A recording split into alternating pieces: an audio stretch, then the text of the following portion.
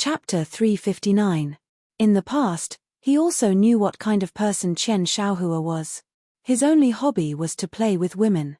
Sometimes, when he worked with him, he would also send a few female artistes under Huanyu to accompany him.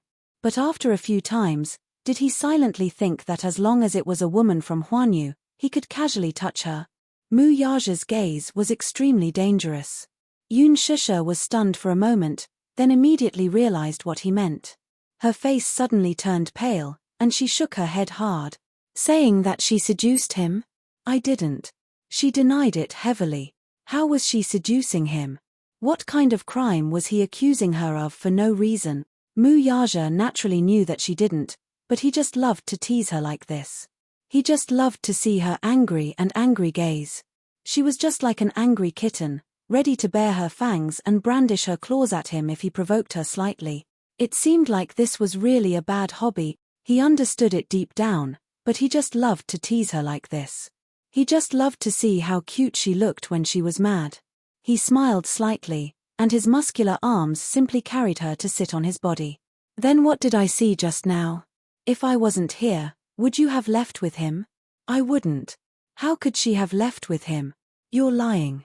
His large palm clasped the back of her neck, and the man's lips curled into a devilish smile. He leaned close to her ear and whispered, "If I hadn't arrived in time just now, would you have left with him?" Yun Shisha bit her lip. Just as she was about to speak, she lowered her eyebrows. It was only then that she realized how ambiguous and intimate their current position of hugging each other was. The two bodies were tightly pressed together, and there was no gap between them. In an instant, her face and ears were dyed red. Even her fair and delicate skin was slightly flushed. She couldn't help but move back, but he hugged her back to his chest again. Say it. I wouldn't. Why not? He asked again. Yun Shisha said angrily, You wouldn't. You wouldn't. You seem to dislike me. Why? His voice was very gentle, low, and extremely magnetic. It was full of bewitchment. Which part of me doesn't satisfy you? The man's warm breath instantly heated up her small and cute earlobes. Yun Shisha pursed her lips and turned her face away, but he pinched her face.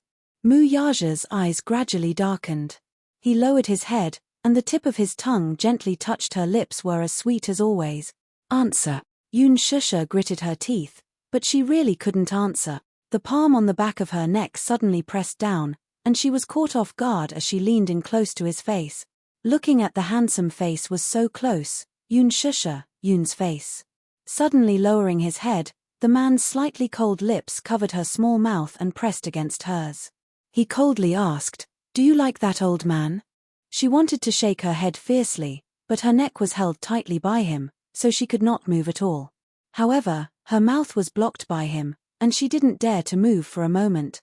Mu Yaja narrowed his eyes, admiring the helplessness in her eyes.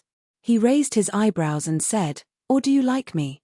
Yun Shisha was stunned, and she instinctively wanted to deny it. How could she like this heartless and cold man in front of her? Chapter 360. Seeing her silent reaction, the man smiled devilishly and said in an unquestionable tone, Answer me. Yun Shisha stubbornly refused to say a word, but she suddenly sensed his hand wantonly reaching into her clothes. Her heart skipped a beat and she subconsciously glanced back from the corner of her eye. However, she saw the chauffeur continue driving as if he didn't see or hear anything. He didn't even glance at the rearview mirror. Every time the man made a move, she would glance at the chauffeur again with lingering fear. Sensing her worried gaze, the chauffeur pressed a button and the partition slowly rose, completely separating the front seat and the back seat. Even so, she still panicked. Don't. She reached out and grabbed his wrist, saying softly, Not here. From her words, it was clear that she was already giving in. However, Mu Yaja wasn't satisfied with this answer. He held her hand back and continued his actions with her fingertips. Yun Shisha was embarrassed and annoyed. She struggled, but the strength in his hand was ridiculously overbearing. Thus, she took the initiative to hug his neck with her right hand and lightly pecked his lips. She was taking the initiative to please him again. Answer me. However, the man was like a devil. He didn't give up and whispered softly in her ear, Otherwise, I'll do you in the car. Yoon Shusha was stunned. She saw a playful smile in the man's eyes. There was no doubt that he would really do that. Yoon Shusha bit her lip and said softly, I like you. There seemed to be some emotions in her eyes that were struggling and intertwining. However, these words were a little against her will. However, the man was in the mood to tease her. He naughtily bit her collarbone and unscrupulously admired her face that was flushed red due to excessive nervousness. He asked softly, "What do you like about me?" Yoon Shusha looked up in shock and stared into the depths of his deep eyes. "Tell me, what do you like about me?" The man chuckled and pulled her hand downward. "Here." As if her fingertips had been scalded, she quickly retracted her hand and said word by word, "No, don't be like this." She looked at his handsome face, and his eyes were fixed on her face. However, she felt that she was so unbearable and cheap right now. Vaguely, Qian Xiaohua's aggressive and insulting words rang in her ears again.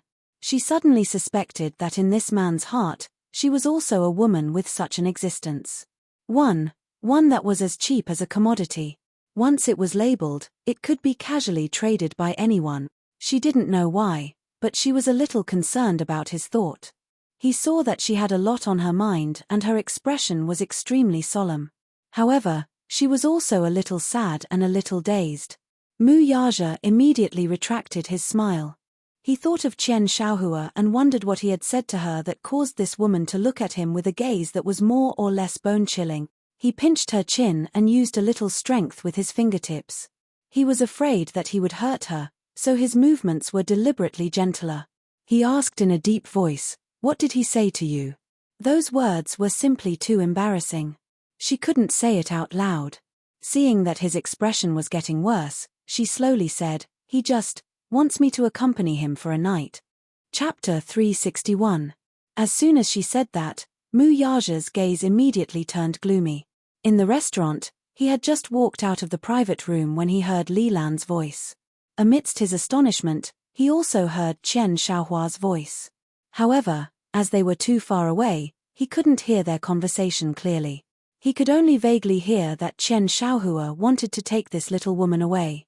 After observing for a while, he stepped forward. However, he didn't know that Qian Xiaohua was actually using the cheapest currency to measure his woman. Yoon Shusha said in a low voice, "Am I like that in your heart too?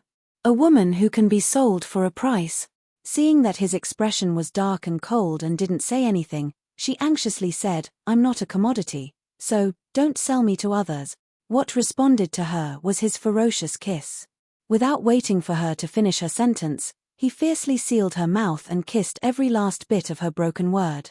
The tip of his tongue recklessly invaded her little mouth and wildly swept across her mouth. His thin lips tightly pressed against her little mouth. He didn't seem to want to give her a chance to breathe. He bit the tip of her tongue and violently plundered her along with her breath. She even thought that she was going to suffocate and faint in his arms in the next moment.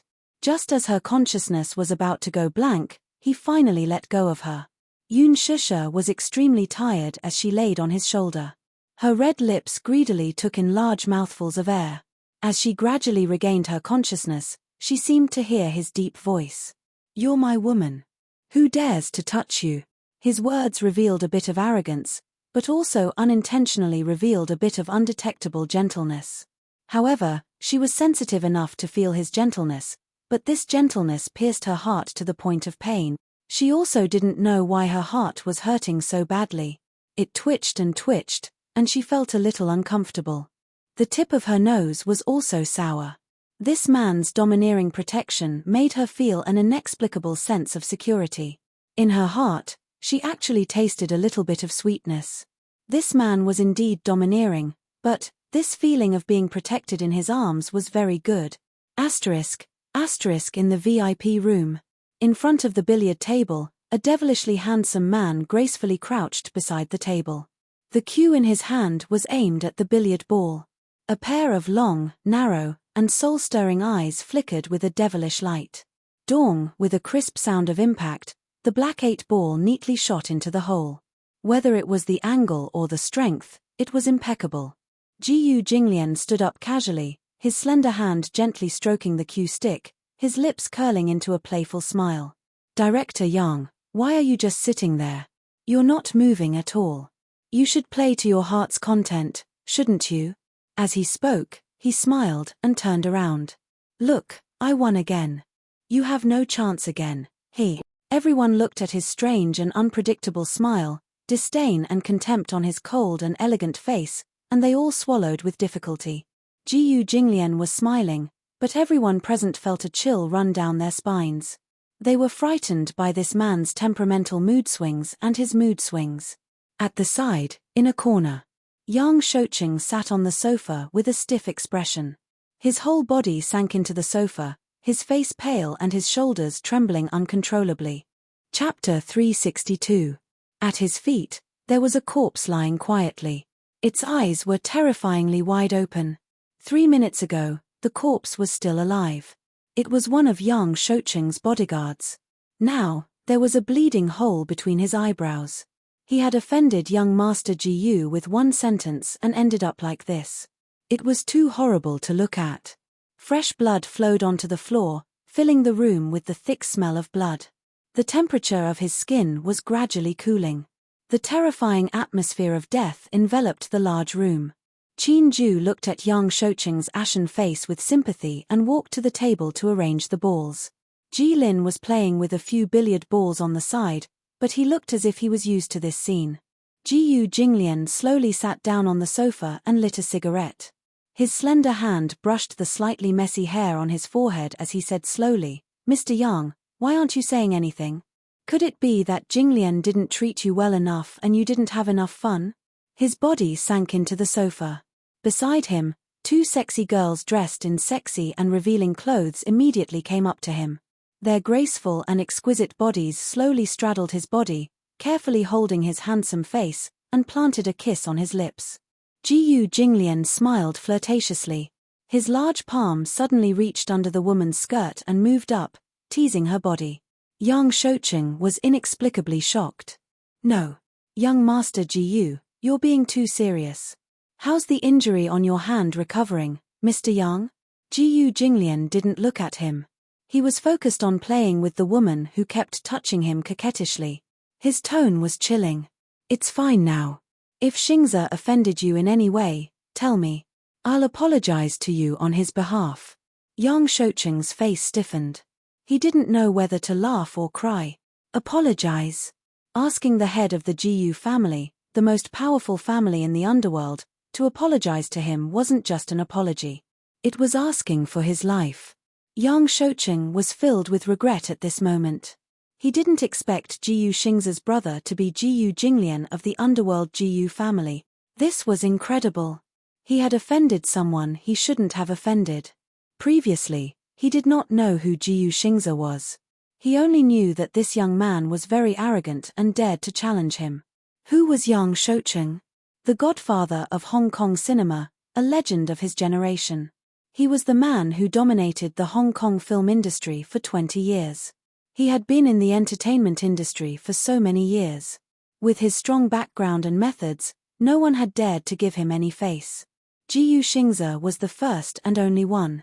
After the cocktail party, Qin Ju had also brought a few of the people in charge of Huanyu to personally apologize.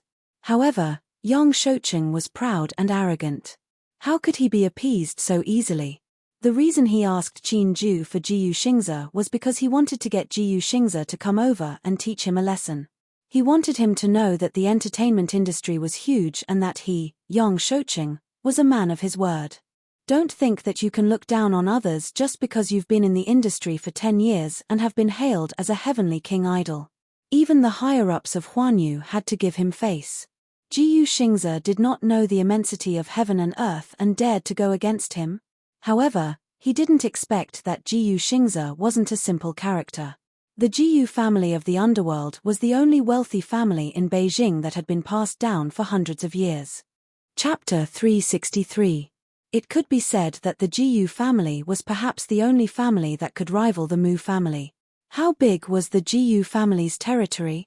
No one knew. Although they had used some means to whitewash their family's reputation, they were still the underworld in their bones. Whether it was their methods or their style, they were all ruthless. Especially Jiyu Jinglian. He was an extremely dangerous and terrifying person. When Jiyu Jinglian became the head of the Jiyu family, he was only 23 years old. However, as soon as he gained power, he immediately revealed his ambitious and ruthless side. On the second day of his ascension, he eliminated all the hall masters and retainers who were disloyal to him. His methods were so ruthless that it made people tremble in fear. Compared to Jiyu Jinglian's methods, Yang Shoucheng's level was simply not enough. As the crown prince of the underworld, Jiyu Jinglian's style was mysterious and unpredictable due to his identity. Very few people had seen his true face. It was rumored that those who had seen his true face no longer existed in this world. Yang Shoucheng's legs could not help but tremble. How could he not be afraid? Although he had been running amok in Hong Kong for so many years, he had always maintained a sense of respect for the Jiyu family, a powerful underworld family. Jiyu Jinglian was famous for being temperamental and unpredictable. He was a truly terrifying person. Even if he was smiling, his coldness seeped right into one's bones.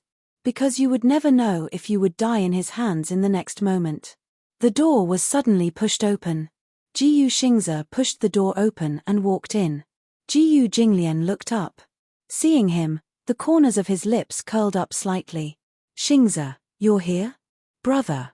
Second Master Jiyu, Yang Shoucheng's face suddenly turned pale. He rushed over and knelt down heavily in front of Jiyu Xingze. Under extreme fear, his thick lips cracked and trembled. Large beads of cold sweat seeped out of his forehead and rolled down. Jiyu Xingze kicked his hand away unhappily. Mr. Yang, what are you doing? Xingze, do you want to explain to Master Jiyu that what happened between us was purely a misunderstanding, just a misunderstanding? Jiyu Jinglian said nonchalantly. Xingze, did you offend Mr. Yang in some way? Hurry up and apologize to him. His voice was very gentle, but when it entered her ears, it made her shudder. Jiyu Xingze said calmly, Brother, I didn't. Qin Ju said helplessly, Young Master Jiyu, it's actually not a big deal. It's just a small misunderstanding. I've already explained it to Mr. Yang. But he didn't seem willing to give me face and insisted that I hand Xingze over to him. That's what happened. Mr. Yang, you're in the wrong here. Jiyu Jinglian slowly stood up and paced around Yang Shoucheng. Shaking his head, he sighed, My younger brother grew up overseas, so he doesn't know much about the rules of the underworld in Beijing. After a pause, the corners of his lips curled up slightly.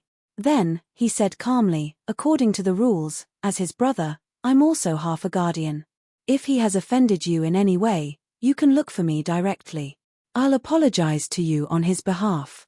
But do you think you can take away a member of the Jiyu family just because you want to? If you take my woman away, how will I, Jiyu Jinglian, be able to show my face? What will happen to the Jiyu family's prestige? Chapter 364. Young Master Jiyu, I didn't know who he was at first. Yang Shoucheng wiped the sweat off his forehead with his sleeve and said with an ugly expression. You didn't know? That can't be. Jiyu Jinglian leaned elegantly in front of the billiard table. He played with a poker in his hand and said faintly, I think you clearly don't care about me, Jiyu Jinglian. Yang Shoucheng's expression changed. He immediately turned pale with fright and said, Young Master Jiyu, you've wronged me. I didn't know that Jiyu Xingze was the second young master of the Jiyu family. Jiyu Jinglian's lips curled into a smile, but his voice was extremely cold. He said, Yang Shoucheng, I don't care about how glorious you were in Hong Kong in the past.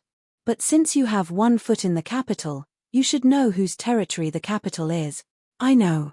I always knew. You knew? You knew, but you still dared to mark my territory. Jiyu Jinglian's gaze swept over. His shiny leather shoes heavily stepped on Yang Shoucheng's hand. He said fiercely, Do you know whose name is engraved on the capital's territory? Who do you think you are?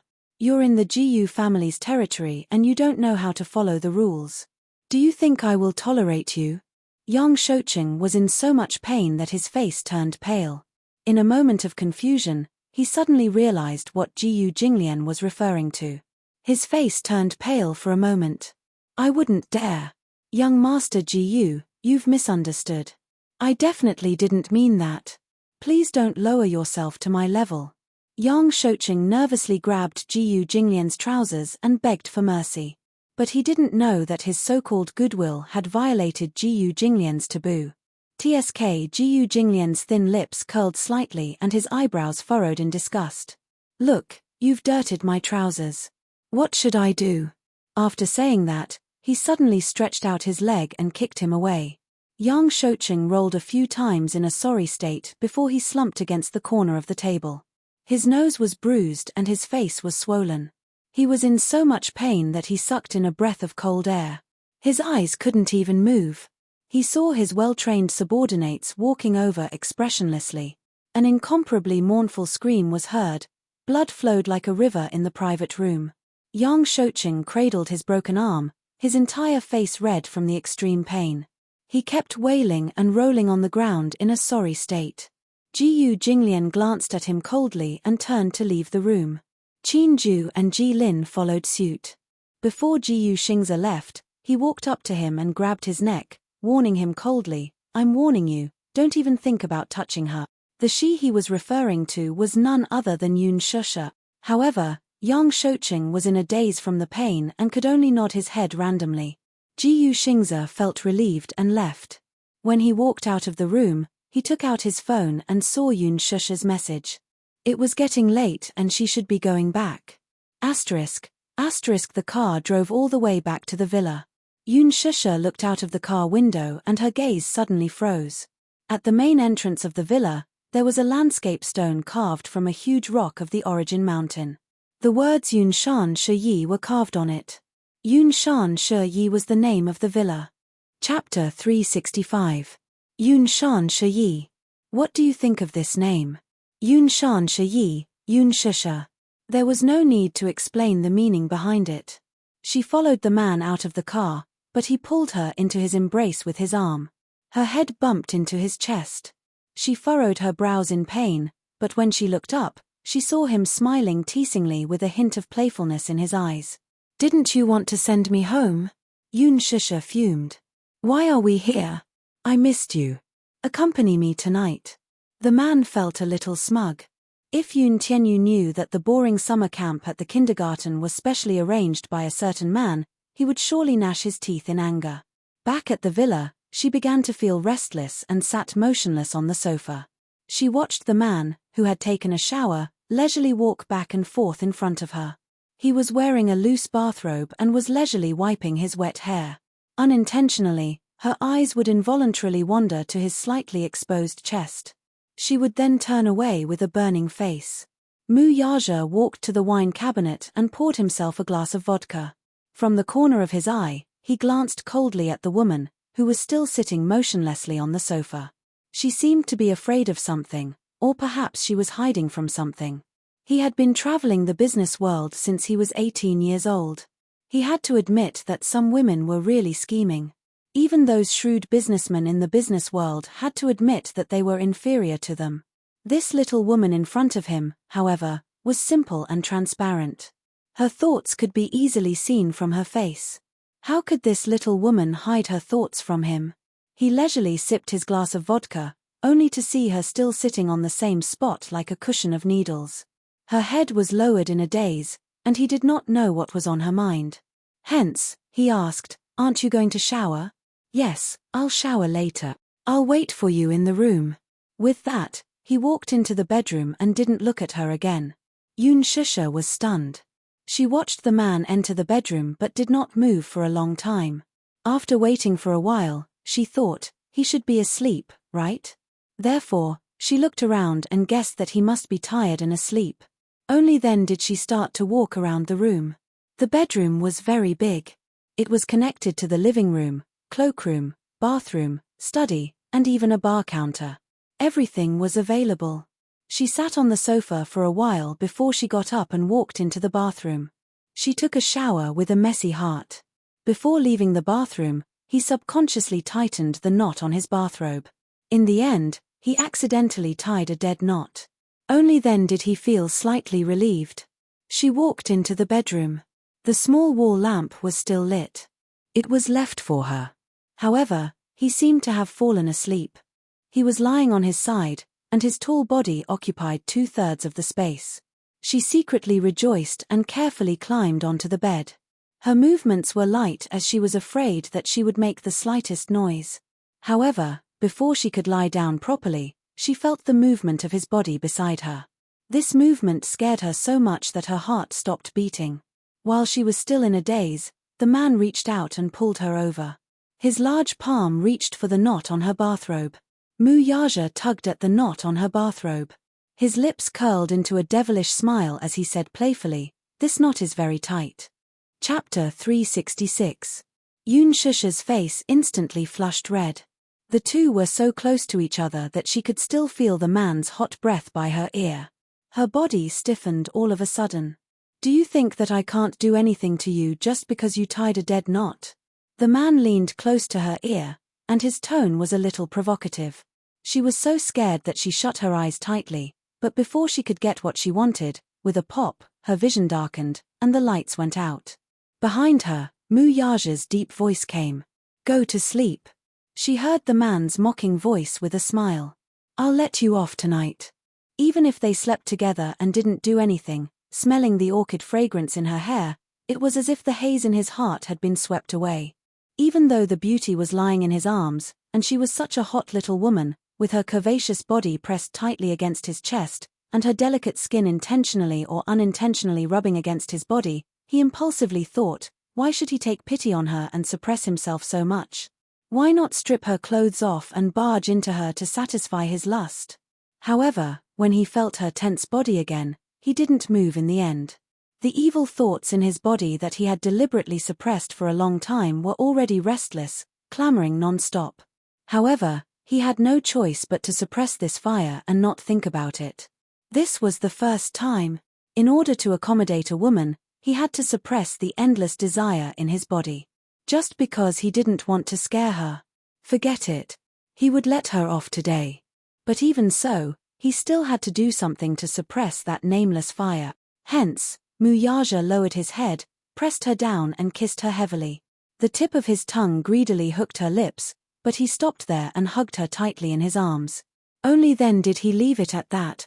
In the morning, when the first ray of sunlight shone through the gap between the heavy curtains, she woke up.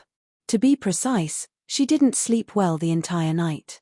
The man behind her was indeed asleep, but his arm was still tightly locked in his embrace, confining her domineeringly.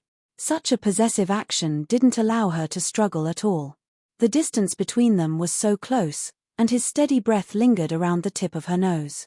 She was a little absent-minded. Yoon Shusha carefully broke free from his restraints and slowly got off the bed. She walked into the living room and opened the curtains. Outside the window, the sun was already shining brightly. When she passed by the study, she inadvertently caught a glimpse of a huge picture frame hanging on the wall. With some curiosity, she carefully walked in. Her footsteps were light, and she actually felt a little guilty. Hanging on the wall was a family portrait. It was so exquisite that it was framed. In the photo, Mu Sheng was seated at the head of the table. Beside him were Mu Wonru, Jiang Yishan, Mu Lianqing, and the young Mu Yaja. The photo seemed to have been taken a long time ago, but because it had been carefully stored, it still looked as good as new. Yoon Shusha naturally couldn't recognize the others, but Mu Yaja could. When he was young, Mu Yaja didn't have much of a sharp and oppressive aura, but he was still unique among children his age. His handsome features, handsome brows, and cold eyes did not change much from now. He was 90% similar to Yo-Yo. Bloodlines were really something incredible. Chapter 367. Just as Yoon Shusha was feeling emotional, her peripheral vision fell on a girl beside Mu Sheng. Her gaze changed slightly, and for a moment, her emotions were in turmoil. That girl's face was very familiar, as if she had seen her somewhere before. Her eyebrows, eyes, and even that pair of eyes seemed to be familiar. She felt a strong sense of déjà vu familiar. Extremely familiar. However, her childhood memories were too hazy, and she could not remember much of them. According to psychology, if one's memories were too dark, one would selectively forget them and be unwilling to recall them. Too many memories of his childhood were dark and gloomy. Subconsciously, Yoon Shusha chose to seal them away and was unwilling to look back on them. Therefore, those memories were too distant, and she had already sealed them away. For a moment, she could not remember where she had seen this girl before. Feeling a little vexed, Yoon Shusha's gaze fell on the picture frame on the study table, and her eyes could not help but become as gentle as water. She picked up the small picture frame and saw Xiao Chen standing in a dashing military uniform. His handsome face was in high spirits, and he was in high spirits. In contrast to the sickly Yoon Tianyu, Xiao Chen was full of vitality. His every movement seemed to have inherited his father's imposing and high-spirited manner. However, he also inherited Mu Yaja's cold and mature temperament, so it was inevitable that he would be difficult to get close to. This photo was taken a year ago when he was training in the special training camp. The uniform was tailor-made, and it was very fitting. Xiao Chen's physique was very strong. His shoulders were broad, and his waist was narrow. He had the perfect golden ratio. Despite his young age, he looked very dashing in the military uniform. Yoon Shusha picked up the picture frame and looked at Xiao Chen's face, which seemed to be carved from the same mold as Yo-Yo's. Her fingertips slowly caressed the pair of eyebrows in the picture, and her heart ached a little. The two little fellows were so alike. Yoon Shusha pursed her lips. She used to miss this child all the time. Blood was connected to the heart, and blood was thicker than water. It was not something that could be cut off by distance. The day after tomorrow was the 1st of June. Children's Day was also the birthday of these two little guys. It was as if he was personally giving the little fellow a gift. Yoon Shusha thought longingly in her heart. Immersed in her thoughts, she did not notice the footsteps behind her. It was not until a pair of arms wrapped around her body that she suddenly came back to her senses. Turning her head, she saw Mu Yaja's Jun Yang, who had just woken up. The man's chin gently rested on her shoulder. As he had just woken up not long ago, his body was not as fierce as before, and his eyes were not as sharp. Instead, there was a kind of exhaustion and decadence. His messy hair slightly covered his eyelids, but it unexpectedly made him look unreasonably sexy. This man was so stylish even when he was dispirited. No wonder so many women flocked to him. "What are you looking at?" "Oh, photos." Mu Yaja took the photo from her hand and glanced at it. "This was taken last year." "Huh. The little fellow is much taller than last year." "How tall is he now?" Yoon Shusha asked eagerly. She was eager to fill in more information about Xiao Chen, 140 centimeters. "That tall?" Yoon Shusha was a little surprised. "He's much taller than Yo-Yo." Chapter 368. Mu Yaja lowered his head to look at her. With a smile, he asked, "Eh? How tall is Yo-Yo?" "About 120 centimeters. Like this." Yoon Shusha made a rough comparison. His height was around her waist. This was the result of a physical examination at the kindergarten a month ago. Yoon Tianyo's height was considered taller than other children his age. The average height of a boy his age was around 110 centimeters. However, in a way, Yo-Yo's growth could not keep up with his age. Mu Yaja was nearly 1.9 meters tall, while she was 1.69 meters tall. However, for some reason, Yoon Tianyo's growth seemed to be slower than other children of the same age. Compared to Xiao Chen, however, the difference in height was obvious. "Does he take calcium tablets?" "Yes, he takes them every day, but his growth can't keep up." The mention of Yo-Yo's health was undoubtedly a sore point for her. "I asked the doctor about it. It might have something to do with him being born prematurely. Most premature babies have stunted growth. When he was born, his body was very weak. Initially, the doctor said that the child's condition was terrible. His heart was congenitally deficient, and his spleen and stomach were not functioning well. He even said that he would not live past the age of 3. At that time, I was on tenterhooks every day, afraid that I couldn't save him." Mu Yaja's handsome brows furrowed slightly.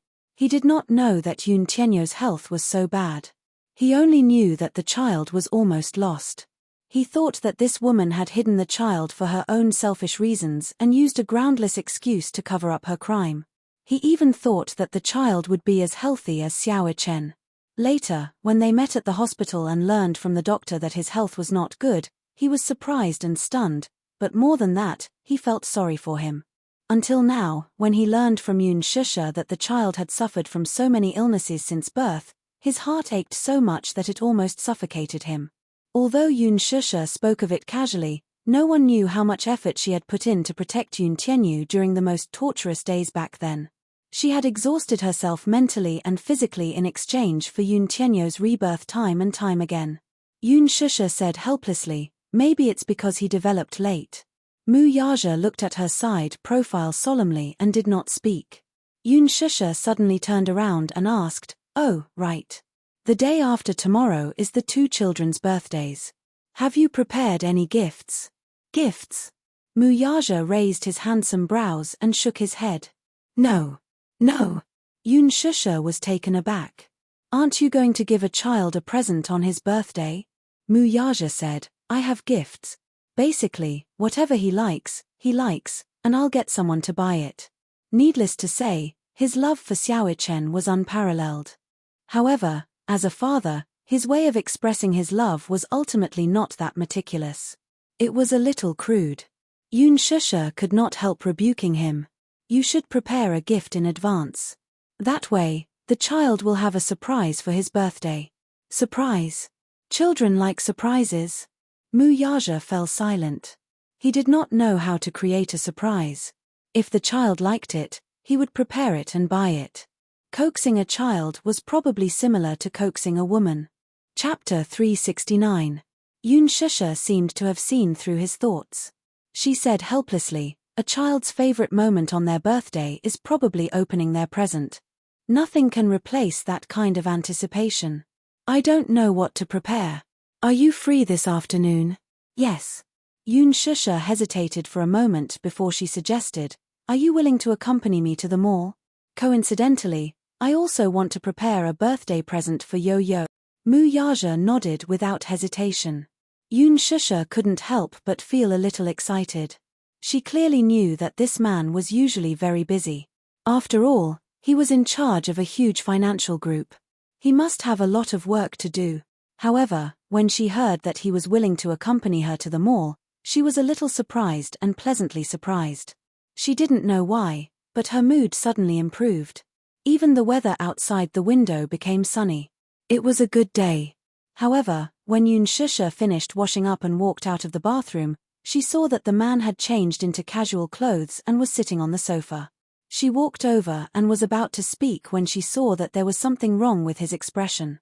His whole body sank into the sofa, his head was lowered, and his breathing was a little heavy. She was stunned. He looked like he was in pain. His hands were gripping the armrest of the sofa tightly, and his fingers were hideous. Yun Shusha leaned over slightly and saw that his forehead was covered in large beads of cold sweat. His handsome face was pale, and it looked a little scary. "You. What's wrong with you?" "My stomach hurts," Mu Yaja said in a low voice. His voice sounded a little heavy. Yun Shusha suddenly recalled that Mu Yaja's expression was a little strange from the beginning. When he hugged her from behind, she could clearly feel his stiff movements and heavy body. At first, she didn't think too much about it. What she didn't know was that Mu Yaja had a very serious stomach problem. This stomach problem originated from more than 10 years ago. When he was young, Jiang Yishan passed away from illness. It was a huge blow to him, and his willpower collapsed very quickly. He locked himself in his room, refusing to eat or drink. That period of time was gloomy and heavy, almost without any light. His mother was a very important part of his life, and the separation of life and death was almost unbearable for him. Therefore, after a month of continuous physical torture, his body quickly became thin and he suffered from physiological anorexia. Although his anorexia was cured later, it left behind a very serious illness. If he didn't eat 3 meals a day on time, it would flare up. When the stomach disease acted up, it would be extremely painful. No matter how strong one's willpower was, it would still be difficult for them to endure it. Thus, they would always have stomach medicine at home. Mu Yaja lifted his heavy eyelids and pointed at the cabinet. "Medicine." Only then did Yun Shusha realize that he was suffering from gastric problems. Yo-Yo also had mild gastric problems. When he was suffering from gastric problems, he was also in pain. It was heartbreaking. Following the direction he pointed, Shusha rummaged through the cabinets and finally found a medicine box. She opened it. Other than the simple medicine for wounds, most of it was gastric tranquilizers. She referred to the dosage of the medicine and took 2 tablets. She held a glass of water and handed it to him. Yaja reached out to take it, but there was a sharp pain in his stomach. He didn't hold the glass firmly. With a bang, the glass fell to the ground. Water splashed everywhere, and the splashing glass cut Shusha's arm. Chapter 370. Seeing him fall over, Shusha did not notice the bleeding wound at all. She hurriedly squatted by the sofa and held his face. Yaja. Get up, sit up. I'll feed you the medicine. There was no response. It was as if he was in so much pain that his consciousness was blurry. Shusha hugged his shoulders again and tried to help him sit up, but his body was too heavy and she could not exert any strength. Shusha looked at the pill in her hand in annoyance, then lowered her head to look at the man's handsome face that was twisted in pain. She did not care so much and rushed in to pour a glass of pure water. She walked to the sofa and stuffed a pillow under his head for him to rest on. She held the back of his neck and put the medicine in the water until it dissolved completely. She cupped his face and parted his thin lips. She drank a mouthful of water and carefully passed the water into his mouth. Yaja's throat moved and he swallowed the water. Shusha then passed the medicine into his mouth in one go. After a while, the man regained some consciousness. He opened his eyes slightly and vaguely saw Shusha's nervous face. He opened his mouth, but no sound came out. Can you sit up? Shusha saw that his face was pale and she was worried for a moment.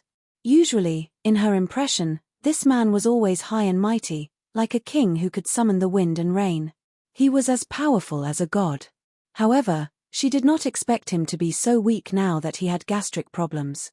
He was not angry at all. When she thought of this, she could not help but laugh at her ignorance. No matter how powerful this man was, he was still a person like her. He was not a god. People would eventually fall sick. Illness came like a landslide. No matter how strong a person's body was, there would be times when they fell sick. Was it because he did not eat breakfast when he woke up? She did not know why, but she was blaming herself. Thus, she hurriedly said, "Lie down for a while. I'll make breakfast for you." She had just gotten up when the man suddenly grabbed her arm. With a tug, Shusha lost her balance and fell into his arms. "What are you doing?" She was a little angry, a little anxious, and a little worried. She was afraid that she would fall so heavily and crush him. Yaja held her neck with one hand and his other hand slowly caressed her lips. There was a trace of dark sharpness in his eyes. "Where are you going?" "I'm making breakfast for you. You have gastric problems. It must be because you don't eat 3 meals regularly," Shusha replied. She wanted to get up again, but the man held her in his arms. But this time, his arm was firmly locked onto her waist, not giving her any chance to escape. What are you doing?" she asked in annoyance. She frowned and was slightly annoyed. Her tone was coquettish, and her eyes revealed helplessness and embarrassment. Yaja lowered his head and looked at her. He could see the angry expression on her face. Seeing him staring at her with a deep gaze, Shusha was a little stunned. She pursed her red lips and bit her lip gently, looking a little uneasy. However, such a small action, in his eyes, had an inexplicable charm and shyness. It was even seductive. The way she bit her lip was so cute that his body, which was originally tense because of his illness, started to heat up. Chapter 371. Thus, he said, "I'm not eating breakfast. I want to eat you." When Shusha heard this, her face stiffened and she said dejectedly, "Hey, I really lost to you. Your stomach is acting up. Why are you still so restless?" "Not only is my stomach acting up, my lovesickness is also acting up, don't you know?" How long had it been since he had touched this woman? He couldn't remember the number of times. He only knew that his body was constantly clamoring, wanting to possess her, penetrate her, and even wanted to integrate her into his bones and blood. How long had it been since he had tasted that feeling? He missed it so much. He missed it so much that even though his stomach was acting up, the desire in his body was constantly stirring. He was like a youthful and ignorant youth who had tasted the forbidden fruit for the first time, wanting more. Yun Shusha was a little annoyed as she rebuked, Mu Yaja, are you a scoundrel? Your body is already like this, and you still.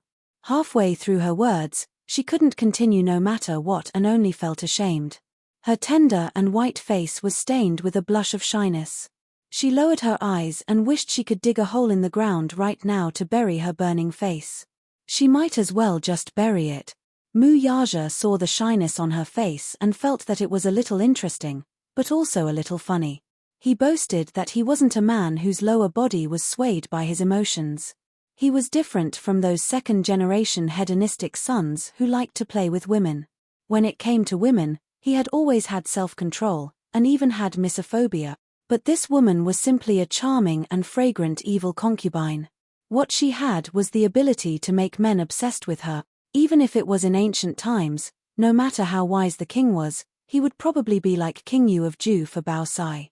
In order to win a beauty's smile, he would use the beacon fire to play with the feudal lords. He wrapped his arms around her neck and brought her face closer.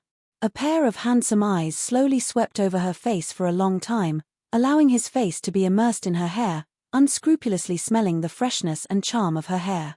At the same time, because of this suppression, his body was tense to the point that it was almost painful. The man slowly opened his sharp eyes and met that jade-like face again. Suddenly, he asked coldly, "Do you think that having sex with me is a shameful thing?" Her face was slightly hot, but she didn't make a sound, as if she didn't agree or disagree. The man smiled and said faintly, "Woman, do you know, scientists say that an adult's normal routine should be 3 to 4 times a week." Hey! Yun Shusha saw him suddenly speaking and she was a little unable to react. Then, the man asked further, "Think about it. How long has it been since I touched you? Don't tell me, normal needs." Yun Shusha was inexplicably at a loss for words. He said it so righteously and she couldn't refute him, but she felt that there was something wrong with his logic. Mu Yaja played with a strand of her hair, twirling it around his finger and playing with it. His breath was like orchids. "I only have you as my woman. I have my needs. If you don't let me touch you, who else should I touch? Moreover, you're a woman and I'm a man. Is this kind of love between a man and a woman shameful in your eyes?"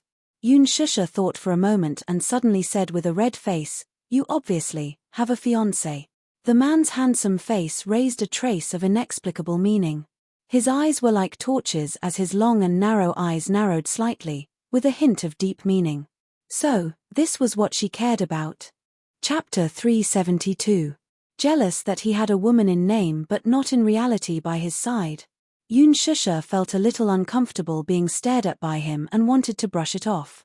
"Let's not talk about it anymore. Does your stomach still hurt? Are you jealous?" "No. You clearly are.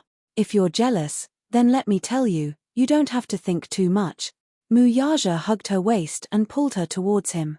He turned his body slightly and pressed her under his body. He pinched her chin and covered her lips with his. He sealed her lips with a gentle kiss. After a simple and charming kiss, he looked at her and smiled. "You only need to know that my body wants you. I don't have any feelings for other women." As he spoke, he grabbed her hand that she didn't know how to move and guided it downwards until her fingertips touched that mysterious territory. Through the material of his clothes, she could vaguely feel that arrogant posture. Thus, her face became even hotter, as if blood was about to drip out. "What about you? Don't you want me?" The man was so gentle beside her ear that his warm breath curled around her earlobe, burning her ears and neck. This woman's body seemed to be extremely sensitive. Even a gentle touch would make her blush, not to mention his advances. Her entire body was burning. "You!" Yun Shusha said angrily. "That's enough." Mu Yaja didn't give her a chance to refute and blocked her mouth with a sentence. "I only want you. I don't have any feelings for other women." Yun Shusha blushed at his words again. Mu Yaja played with her lips gently, his fingertips caressing those cherry lips that made one drool, but he said word by word, "As for the status, I'll give it to you. But now is not the time." Mu Yaja. "You. Is this considered a courtship?" Yun Shusha asked all of a sudden. The man's face froze. But your stomach is acting up. If you don't know how to control yourself, you'll suffer when the time comes. Yoon Shusha lectured him seriously. Her words were a prophecy or a curse. Just as she finished speaking, his stomach, which was already feeling better, experienced another day of cramping pain. Was this woman a curse master? This stomach pain, speak of the devil. Did she have to spoil the fun like this? A certain man felt very sullen. In order to eat this woman, since she didn't like his forceful methods, he had to persuade her with reason and emotions. Just as he was about to eat her, the stomach pain came again. Damn it, if your stomach hurts, then have a good rest. Yoon Shusha threw him on the sofa. As she pushed open the door to leave, she said, "Be good and wait for me. I'll cook noodles for you." Mu Yaja could only stare at her back view as she left. Seeing the fragrant meat in his mouth fly away, he didn't have any other thought. Yoon Shusha closed the door and held her heart with both hands. Her heart was thumping. Status, I'll give it to you. The man's firm words kept echoing in her ears. She didn't dare to let her imagination run wild. She took a deep breath and quickly went to cook noodles for the man. Chapter 373. The noodles were specially cooked so that they would break in the mouth and be easily digested. When she presented the noodles to the man, Mu Yaja's unsatisfied and cold face, coupled with the hot noodles, seemed to be a sharp contrast. Unsatisfied, unsatisfied. How unsatisfied was he? I don't want to eat noodles, I want to eat. Shut up and eat the noodles. Yoon Shusha said with a red face. Is it wrong for me to want to eat meat? Mu Yaja took the bowl and said that deliberately. His expression looked innocent, but there was a hint of teasing in his eyes. He was skirting the boundaries, which was considered flirting. Although he couldn't touch her physically, he could still flirt verbally. Thus, Mu Yaja's mood improved a little as he enjoyed her embarrassed face. Then, he finished the entire bowl of noodles, not leaving a single bit behind. When he finished the whole bowl of noodles, the stomachache seemed to have dissipated by a lot. The car drove slowly into the shopping center. Mu Yaja dropped Yoon Shusha at the entrance and parked the car. Yoon Shusha looked up and sized up the magnificent entrance of the shopping center. Such a huge building stood in the most expensive area in the city center. It was like a piece of treasure land where every inch was worth gold and silver. The entrance was luxurious and grand.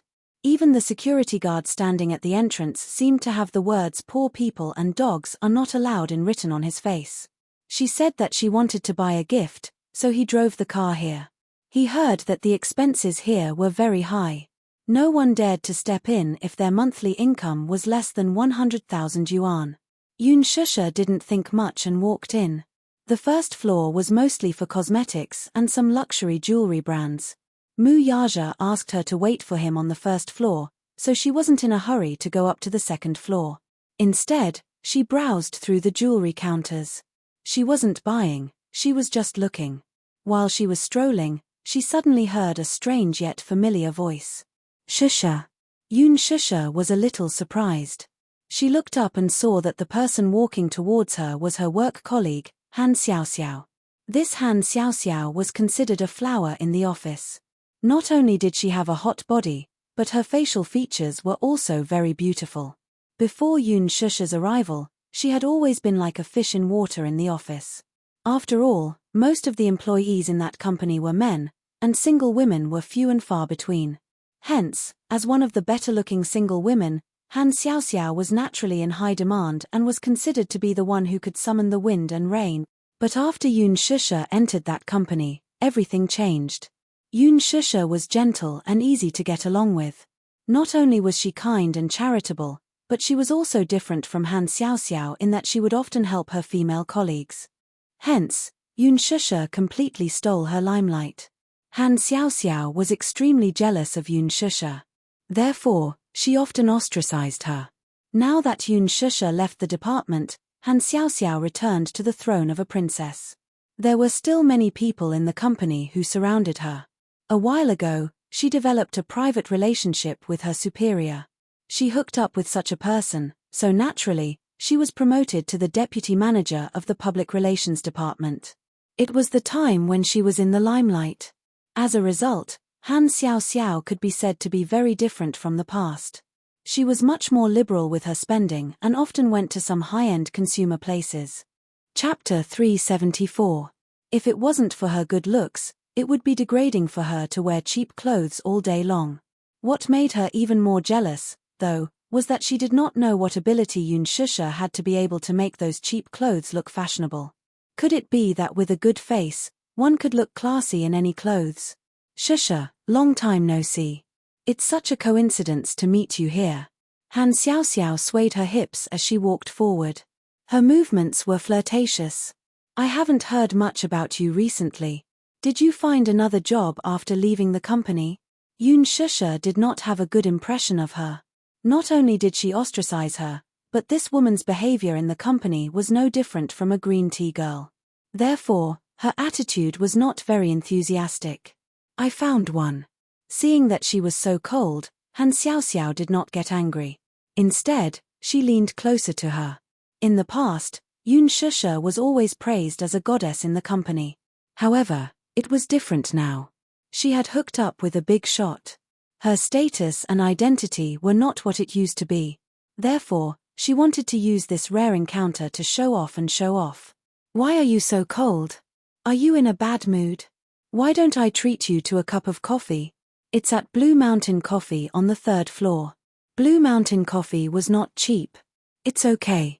I'm waiting for someone, Yoon Shusha said calmly as she browsed casually at Tiffany's counter. Han Xiaoxiao saw that she was looking at jewelry and stuck close to her like a piece of plaster. She smiled and said, Tiffany's jewelry is a world-class designer in America. It's not cheap. I just bought one yesterday. It's a little expensive, but everyone said it looked good when they wore it.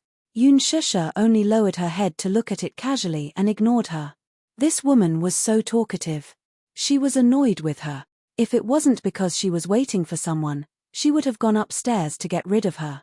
When the salesperson at the Tiffany's counter saw that Yoon Shusha was only looking at her without saying a word, she could not help but size her up.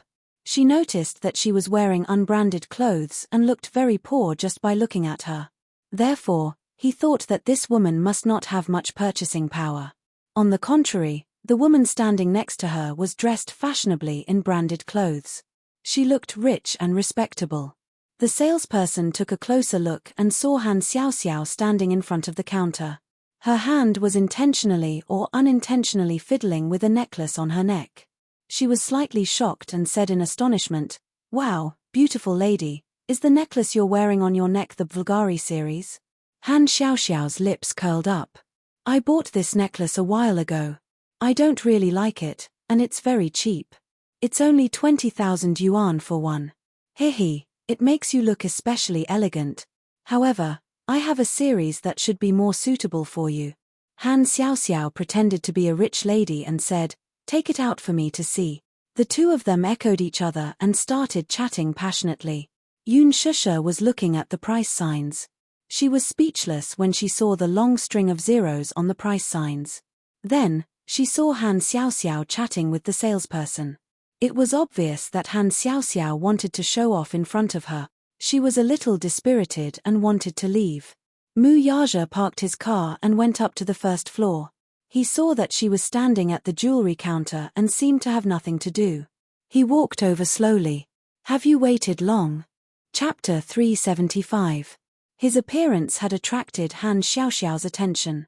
The handsome man in front of her was tall and slender, especially that exquisite handsome face of his. His every movement exuded a natural aristocratic aura that made her fall in love with him. Who was this man? He looked like he was either rich or respectable. Why was he with Yoon Shusha? Han Xiaoxiao's eyesight was outstanding after all. She could tell the brand value of Mu Yaja from head to toe at a glance. Compared to Yoon Shusha, who was wearing cheap clothes, it was a little out of place. "Shusha, who is he?" Yoon Shusha pursed her lips and did not want to bother with her. Mu Yaja looked at Han Xiaoxiao coldly and lowered his head to ask, "You guys know each other?" "Ex-colleague. We are friends." The two of them spoke at the same time but gave different answers. Han Xiaoxiao's face revealed an awkward smile. "Shusha, why don't you introduce him?" "Her man." Without waiting for Yoon Shusha to speak, Mu Yaja said concisely. Han Xiaoxiao was stunned. Even Yun Shusha's expression froze. What are you talking about? Isn't that the case? Han Xiaoxiao bit her red lips hard. She was a little indignant and felt that she had been outdone. At the same time, she felt that the man in front of her was a little unreal. How could he be Yun Shusha's man? Didn't he take a look at his background? Was she even worthy? Rich families were particular about matching in social status. How could a commoner like Yun Shusha be related to a rich family? The more she thought about it, the angrier she felt. She had wanted to show off in front of her, but in the end, she felt like she had been checkmated. This knowledge made her extremely displeased. Mu Yaja's palm gently covered her head and stroked it gently. What do you like? I'll buy it for you. I don't like it. Yun Shusha said indifferently, but her gaze landed on the display cabinet. There was a pair of exquisite and beautiful earrings in the shape of a 5-petaled flower, just like stars in the sky. The name was interesting as well. This was called Stars in the Sky, but it was expensive to make. Mu Yaja followed her gaze and saw the pair of earrings as well. His slender fingers clasped the cabinet's surface. This pair, take it out. Yun Shusha was a little surprised and opened her mouth. She did not understand the meaning of his actions. The salesperson glanced at Yun Shusha, still feeling incredulous. She would not be willing to let ordinary people. This was especially true for someone like Yun Shusha, who was dressed shabbily. She would not be able to afford it, anyway. But Mu Yaja was different. One look and she could tell that he was of noble birth. Mu Yaja glanced at the salesperson's gaze and knew what she was thinking. However, he did not show it. Until the salesperson presented the pair of stars in the sky in front of Mu Yaja. Mu Yaja reached out and took one of them. He reached out and gently brushed away her hair. In an instant, that small and cute earring was exposed to the air. Mu Yaja gently put the earring on for her. The star-like earring set off the pure white earring. It looked even more tender and beautiful. It was as if it was silently tempting him to kiss her. Chapter 376. He lowered his head slightly, and his thin lips that were cold from the night breeze kissed her earlobe. Han Xiaoxiao was stunned, but the kissing scene in front of her was too beautiful. Even she couldn't come back to her senses for a while. Yun Shusha was shocked. Her body moved slightly to the side, and she glared at him with embarrassment.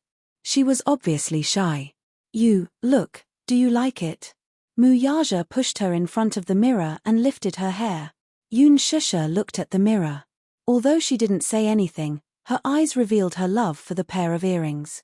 Mu Yaja put the other one on her. The salesperson immediately praised, "This lady looks really good wearing this pair of earrings. Sir, do you want this pair of earrings?" Yes. While speaking, Mu Yaja's eyes didn't leave Yun Shusha at all. He just handed over a black gold credit card. The salesperson was still puzzled. Why didn't this man ask about the price of this pair of earrings? He just gave the card to her directly. Was he so rich? However, when she took the credit card from him and looked at it, she didn't have any doubts. Ultima, the king of the cards. People who had a black gold credit card had a supreme status. In the big capital, there were only 5 such cards. Even Han Xiaoxiao couldn't help but be shocked. He was stunned. He was really stunned. One had to know that a black gold credit card wasn't something that ordinary rich people could have. Who was this man? After swiping the card and paying the bill, the salesperson handed the gift box to Mu Yaja. The man hugged Yun Shusha and left. Looking at the two leaving figures, Han Xiaoxiao wanted to chase after them. Shusha, the latter, however, ignored her completely. Han Xiaoxiao was extremely embarrassed. She turned back to the counter and asked the salesperson, "Is that man's card the legendary black gold credit card?" The salesperson's lips twitched, but she said, "I'm sorry, madam. This involves the customer's privacy. Forgive me for not being able to tell you. How much is the earring that the man just bought? I want it too." Han Xiaoxiao pretended to be generous as if she was eager to regain her face. "That earring is the only one in the counter at the moment. It's already gone. But I can tell you the price. It's 990,000. 990,000? A pair of earrings cost 990,000. Han Xiaoxiao's expression stiffened. The toy section was on the 5th floor, but when they reached the 3rd floor, Mu Yaja held her in his arms and walked towards the women's clothing section. When they arrived at the Chanel counter, Mu Yaja picked out a few dresses for her. Yun Shusha, Mu Yaja gracefully sat down on the sofa. Take it. Yun Shusha said, what do you mean by that? To buy clothes for you. Yun Shusha furrowed her brows and said, I don't want it. Mu Yaja didn't allow her to object. He snapped his fingers, and a few salespeople surrounded Yun Shusha and escorted her into the fitting room. He smiled evilly. Throwing a tantrum in front of him? Didn't she know whose territory this shopping mall was? Yun Shusha's protest came from the fitting room. All of you, get out. Aya, don't take off my clothes. I'll do it myself. Can't I do it myself? All of you, get out. The salespeople were all chased out. Chapter 377. Mu Yaja glanced at it and felt satisfied.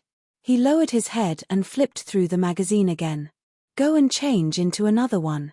Yun Shusha changed into a few more outfits. Mu Yaja frowned.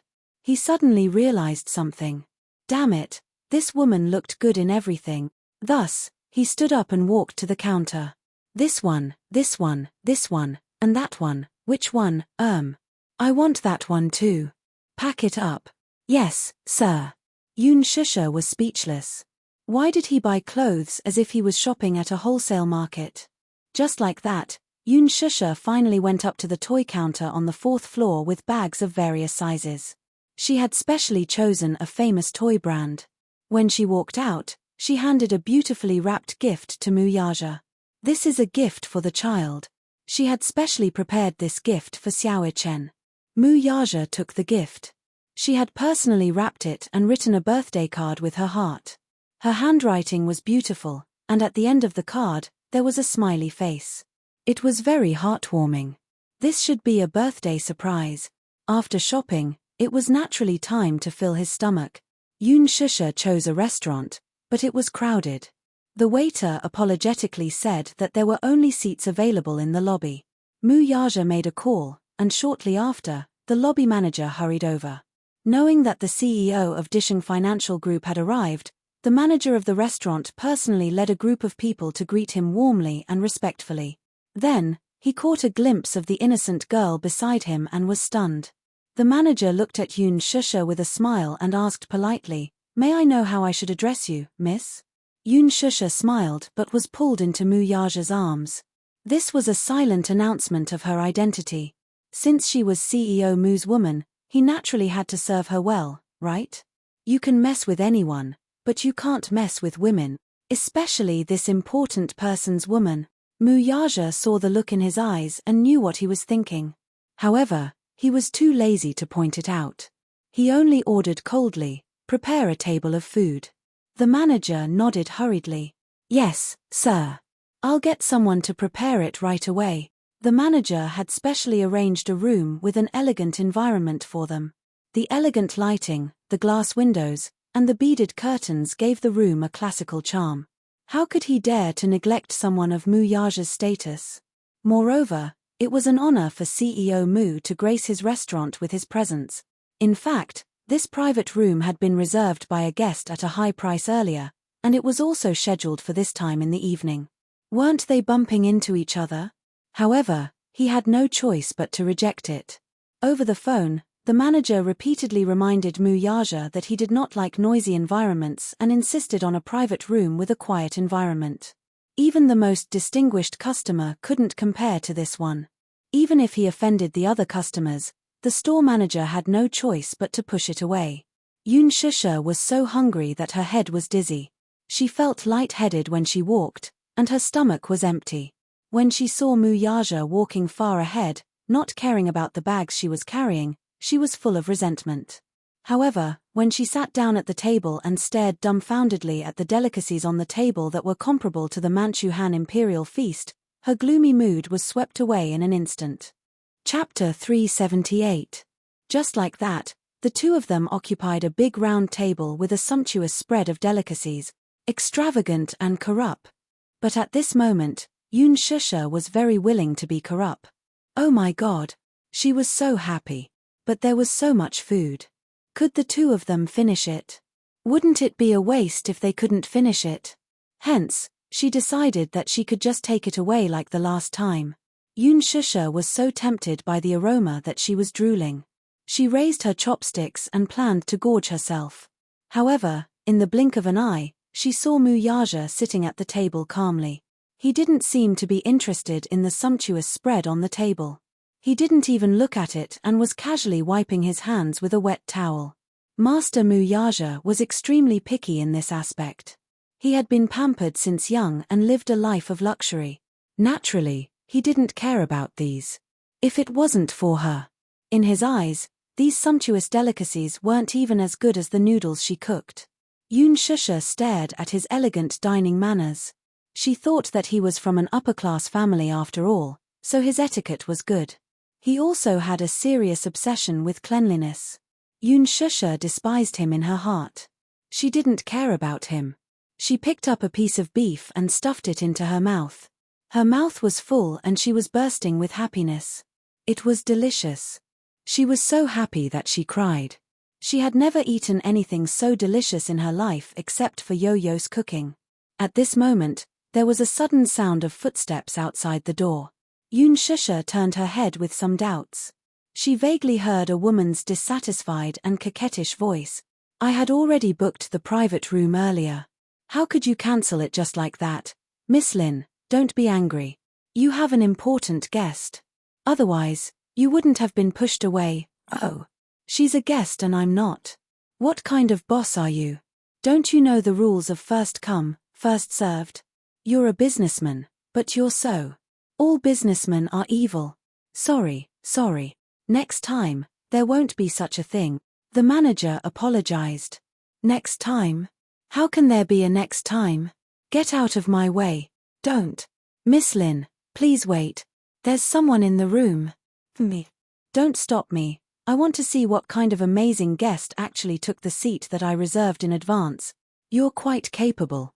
The door of the private room was suddenly pushed open. This action was too rude and caused too much of a commotion. Mu Yaja frowned slightly and turned around. A layer of frost appeared on his face. He saw a gorgeously dressed woman standing by the side of the room. She was wearing a long black dress and exquisite makeup. She was accompanied by an extraordinary man who also looked very noble. It was obvious that the two of them were born in a wealthy family. Their gestures had a kind of elegance that was unique to the upper class. Seeing this situation, the manager stood at the side uneasily. He was so anxious that he was sweating profusely. He looked at Mu Yaja with a smile on his face and secretly looked at the woman beside him from time to time. For a moment, he didn't know how to ease the situation. That woman first looked at Yoon Shusha with a sharp gaze. She opened her mouth with a gloomy expression and was about to flare up. However, from the corner of her eyes, she caught a glimpse of the extraordinary man on the main seat. The words that she wanted to say were suddenly stuck in her throat and she forcefully swallowed them back down. Young Master Mu?" The woman's red lips opened slightly. She was secretly surprised and her eyes revealed an unexpected joy. Mu Yaja looked at her coldly. With just one look, the woman knew that he had forgotten about her. Chapter 379. The situation was a little tense. It made sense. How could the high and mighty crown prince of Disheng Financial Group remember a mere provincial governor's daughter? This woman was the daughter of the Jianghai provincial governor, Yi Minglan. She had originally booked this private room at a high price to entertain her good friend who had just returned to the country. However, when she arrived, she was politely asked to leave the room by the manager. She had come to look for her aggressively, but she did not expect that the person who had occupied her private room would be Chairman Mu. One had to know that Mu Yaja rarely ate at such a small restaurant. Moreover, in her impression, this man was very busy every day. How could he have the time to be so carefree? Yi Minglan was overjoyed to be able to meet him here. However, after being pleasantly surprised, the woman's gaze turned to Yoon Shusha with some suspicion. Who was the little girl sitting next to him? She was dressed like a pure student and looked very well behaved. She did not look like a young lady from any family. She seemed to be a commoner. Yi Minglan was a little surprised. For someone like young Master Mu, as long as he wanted, those international supermodels, movie queens, and even upper-class socialites would all fall in love with him. However, this girl had a young face. She looked like she had just graduated from university. However, even though she boasted that she was picky, she had to admit that this young girl in front of her was unbelievably good-looking. Her skin was fair, her eyes were bright, her lips were red, and her teeth were white. Even without makeup, she was already very charming. If such a lovely girl were to be thrown into her circle, many men would fight over her. Yoon Shusha felt uncomfortable being stared at by her. She looked up and felt a burning gaze on her. She followed the gaze and saw the man beside the woman staring at her. Rather than saying that he was sizing her up, it was more accurate to say that his gaze looked as if he wanted to skin her alive. The man was tall and handsome. He was dressed casually, but he exuded an aristocratic aura. His status had always been either rich or noble. When their gazes met, Yoon Shusha subconsciously turned her face away. She was instantly disgusted by these two people who had suddenly barged in. Yi Minglan smiled brightly and asked in a sweet voice, "Master Mu, do you still remember me? My father is Yi Chicheng, and he should have some friendship with you." "Oh, right. If you don't mind, let's sit at the same table. Look, at this time, there aren't any private rooms in the restaurant that are empty. Haha, the private room that I originally booked has also been." She spoke very tactfully, but she did not lose her sense of propriety as she politely made a suggestion. Mu Yaja remained calm and collected. He neither nodded nor refused, as if he had tacitly agreed. Yi Minglan was a little overwhelmed by the favor. She tentatively took a step forward. Seeing that his face was still calm, her heart finally calmed down. Her eyes immediately lit up with joy as she entered the private room with the man. Mu Yaja did not have much of an impression of Yi Minglan. They were not familiar with each other and did not interact much with each other. However, her father, Yi Chicheng, was someone who had close contact with him. Based on this point, he could not reject Yi Minglan. Yoon Shusha was a little unhappy and did not want to eat at the same table as the two of them. She did not like these two people. Especially that woman. Her gaze just now was as if she wanted to cut her into pieces. Chapter 380. She had to admit that she was a little upset. What made her even more upset was that he had allowed them to sit at the same table. Upset. But what could she do? She could not chase him away. She did not have the right to do so. She was just freeloading. She picked up her chopsticks but lost her appetite. Yi Minglan sat down and smiled. "Young Master Mu, let me introduce you. This is the eldest son of the Li group, Li Changze." Then, she smiled and turned to the man beside her. "Changze, I've mentioned this to you before. He's the famous CEO of Disheng Financial Group and a legendary figure in Beijing, Mu Yaja. Haha, we all call him Young Master Mu." As he spoke, he completely ignored Yoon Shusha at the side. Yoon Shusha was also happy to have some peace. "Young Master Mu, I've heard a lot about you." Li Changze smiled and nodded. He stood up slightly and extended his hand politely. Mu Yaja glanced coldly at his outstretched hand, but his expression did not change. Li Changze's hand froze in midair. He could neither extend it nor retract it. Just as the atmosphere froze, Mu Yaja extended his hand indifferently and held it gently. He did not even bend his fingers. His cold and distant attitude made Li Changze feel awkward. This man was as arrogant as a ruler. Although his status was not as high as Mu Yaja's, not many people in the capital dared to give him the cold shoulder. Most of them would respectfully smile apologetically at him, yet this man was so cold and arrogant at their first meeting. It really made him feel embarrassed. Yi Minglan smiled to ease the atmosphere and looked at Yoon Shusha. "Haha. Young Master Mu, this lady is. You don't have to know." Unexpectedly, the man's cold words stopped her enthusiasm. He did not like to tell unimportant people about his private affairs. However, his ambiguous attitude became another form of protection in Yi Minglan's eyes. Yi Minglan could not put her face down for a moment, but due to Mu Yaja's status, she could only smile apologetically and find a way out of this embarrassing situation. "This little girl is quite pretty." Although he was smiling on the outside, his heart was filled with jealousy and hatred. At least in her opinion, this girl had a high status by Mu Yaja's side. The moment Yi Minglan mentioned Yun Shusha, the unhappiness in Li Chengze's heart immediately disappeared, and he looked at her with an ambiguous gaze. To be honest, he was quite interested in this girl. Not only did she have a stunning and elegant appearance, but she also had a pair of stubborn eyes that could invisibly arouse a man's desire to conquer her. It was said that there were two types of women that men could not refuse. One was a woman who was as pure as water, without a trace of impurity. The other was a woman who aroused a man's desire to conquer.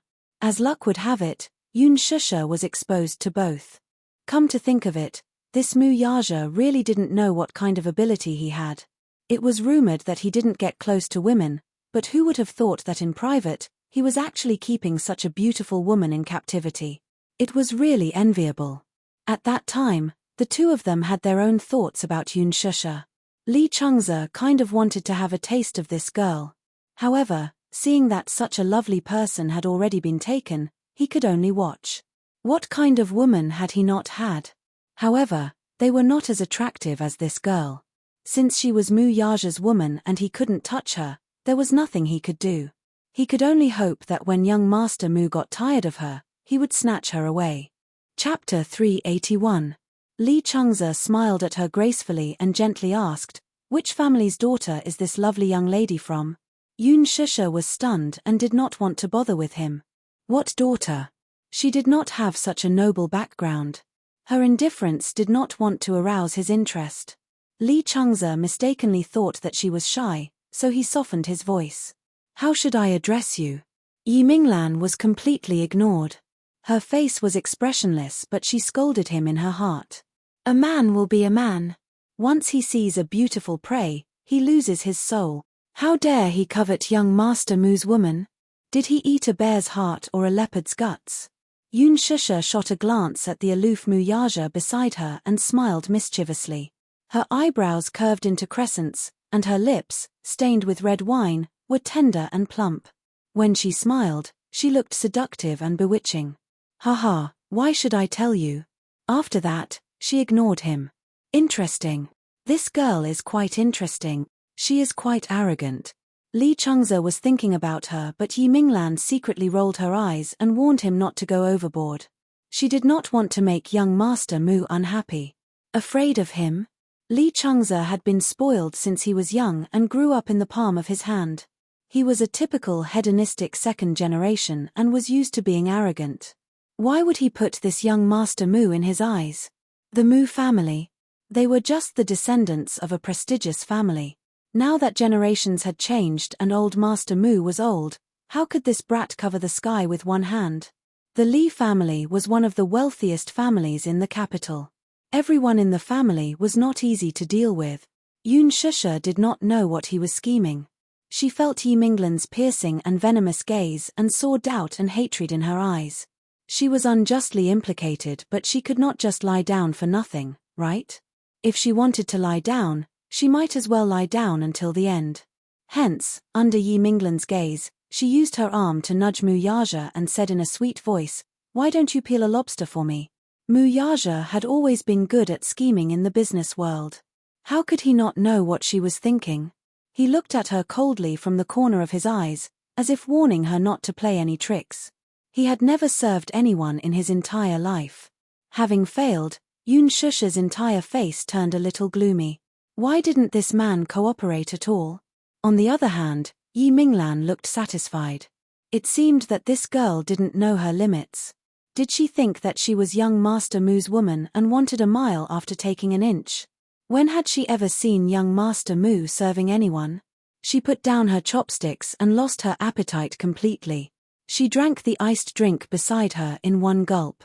As soon as she drank it, she felt an inexplicable swelling pain in her lower abdomen.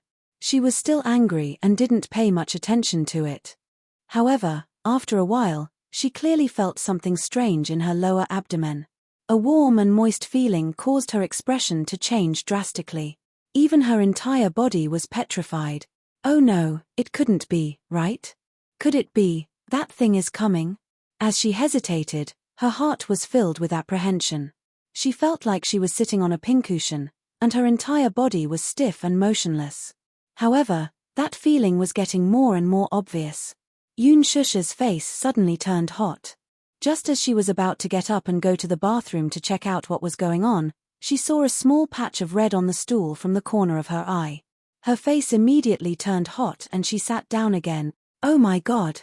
How embarrassing! Yoon Shusha simply wanted to cry but had no tears to shed. What was so embarrassing? Oh, and it had to be in front of this man.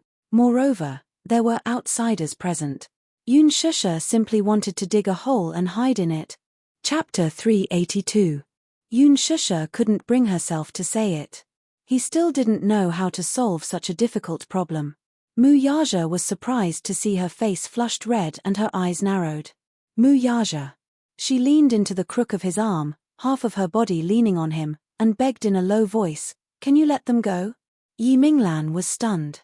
She was the first woman who dared to call Mu Yaja by his full name, and the only one.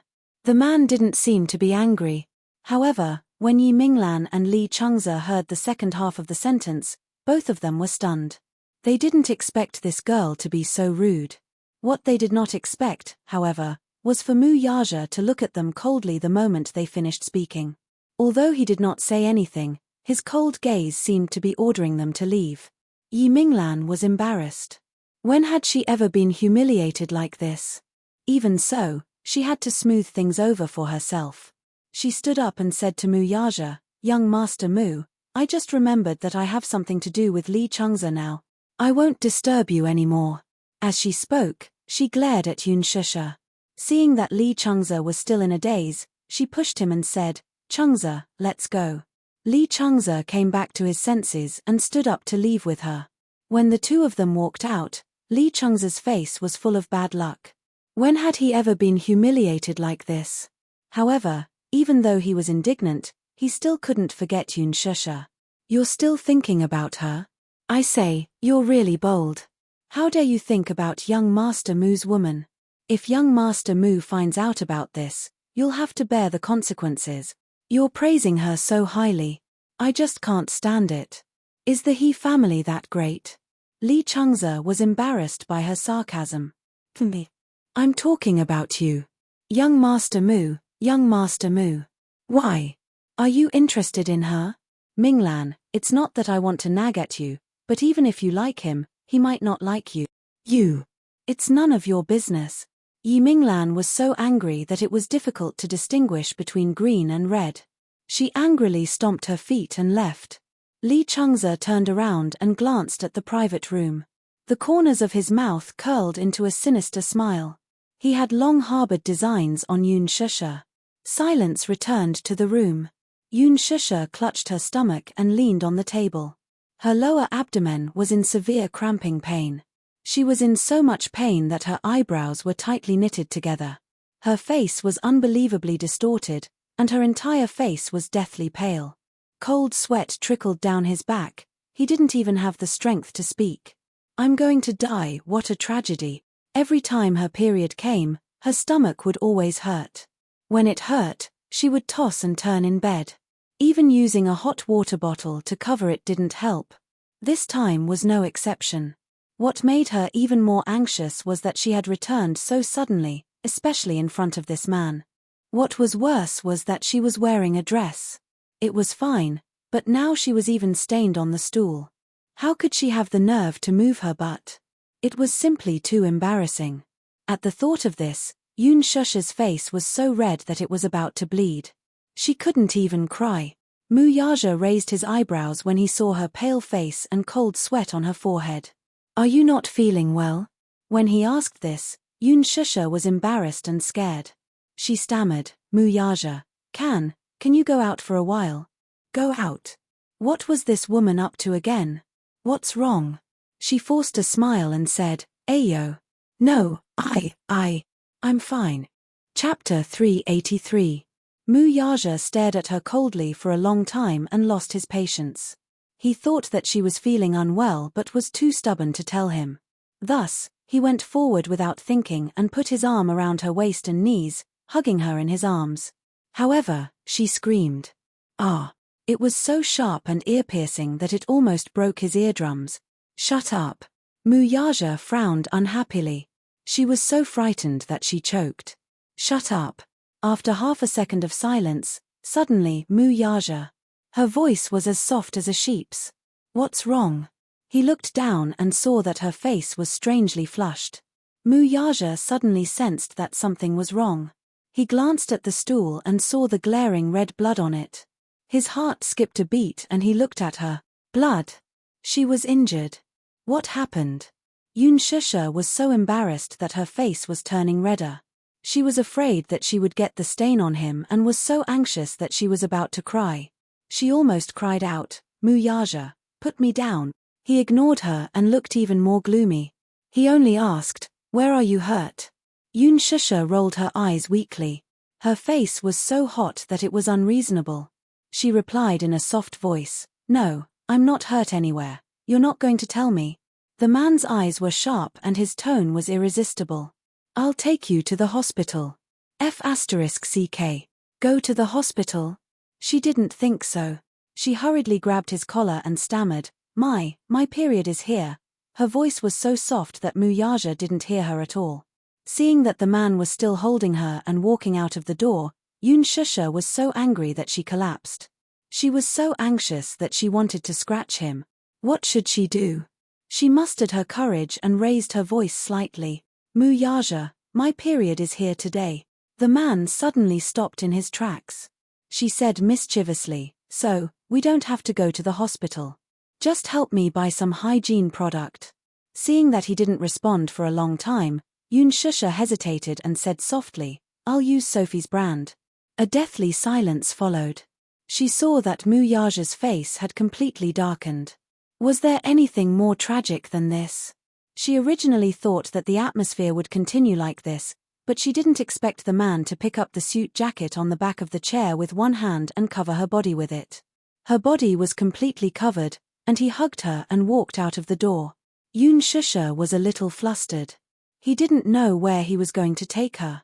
He wouldn't take her to the hospital, would he? Muyaja, where are you going? Go to the hotel and change your clothes. His words were concise, but his cold words made her feel inexplicably at ease. Yunshisha heaved a sigh of relief and calmed down. She felt a little embarrassed from all the attention she had received along the way. She lowered her head and snuggled into his chest. Hot, resolute, and fit. Through the shirt, that beating heartbeat was so powerful. Thump. Thump. It was so clear and intimate that her breathing became chaotic. However, she felt warm in her heart. She still remembered that when she first had her period, she didn't know anything and had panicked. She had been in so much pain that she had tossed and turned in bed. Her father had bought sanitary pads for her and brought her hot tea. He had rubbed her abdomen through her clothes.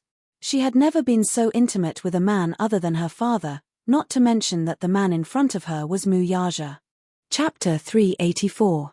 She sneaked a peek at his extraordinarily handsome side profile. His high nose bridge, cold thin lips, arrogant chin, and the slightly open collar of his shirt, revealing his sexy and distinct collarbones. He was like a god who had walked out of an ancient Greek mural. Every stroke of his was like the outline of a work of the gods. He was extremely handsome. She couldn't help but admit that if she put aside his bad behavior, she might really be attracted to him. As she stared at him in a daze, Muyaja sensed that she was looking at him intently. He frowned and lowered his eyes, his expression cold. What's wrong? Yunshisha was stunned. She quickly collected her thoughts and turned her face away from him. She actually tasted a little sweetness in her heart. Even though he still had that cold and dark expression on his face, in her memory, no one had ever treated her so well and cared about her before.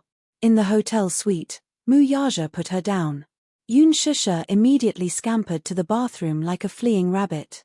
The man stared coldly at the door that slammed shut and turned to leave. Half a second later, a certain shy woman sullenly opened the door a crack. She leaned against the doorway and pleaded feebly, Muyaja, help me buy a pack of sanitary pads now. Muyaja said coldly, I'll get someone to buy it. Yunshisha was shocked. No. Muyaja, don't ask someone else to buy it, okay? How embarrassing. The man's cold face tensed up and darkened. What's the difference? She was speechless. Yes, there was no difference. It was just that when she thought of those chauffeurs around him and how they were all burly men, she felt awkward. But she couldn't bring herself to say it, so she pouted and threw a tantrum. I don't care. If you don't buy it, I won't use it. Woman, don't be willful. Yoon Shusha whined pitifully. Muyaja. The man's face turned cold.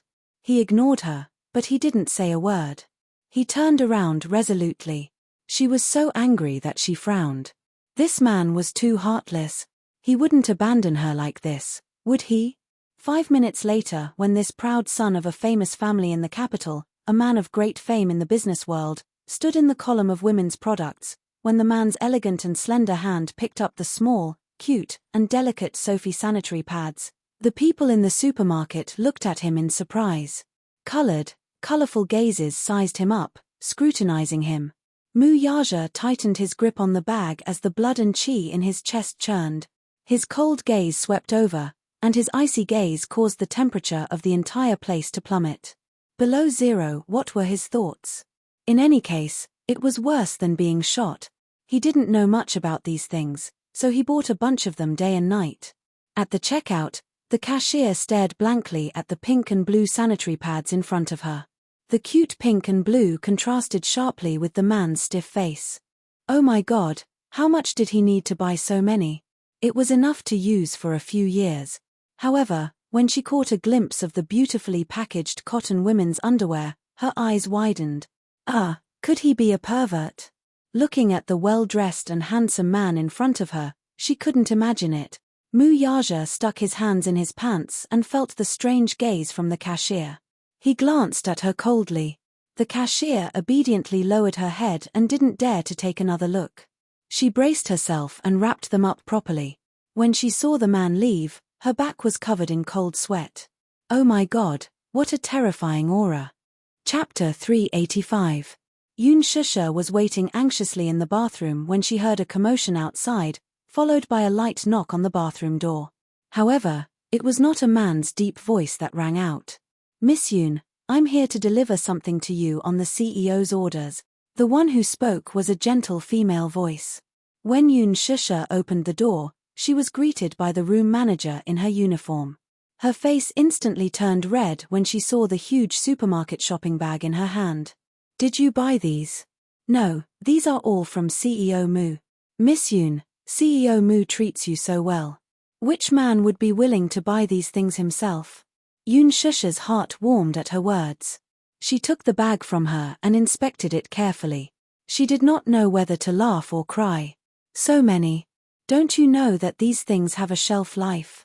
As she rummaged through the bag, she found a pair of exquisite cotton underwear. She blushed when she realized that her underwear was dirty. She did not expect him to be so considerate. Where is he? The woman smiled. Are you asking about CEO Mu? There's a board meeting coming up.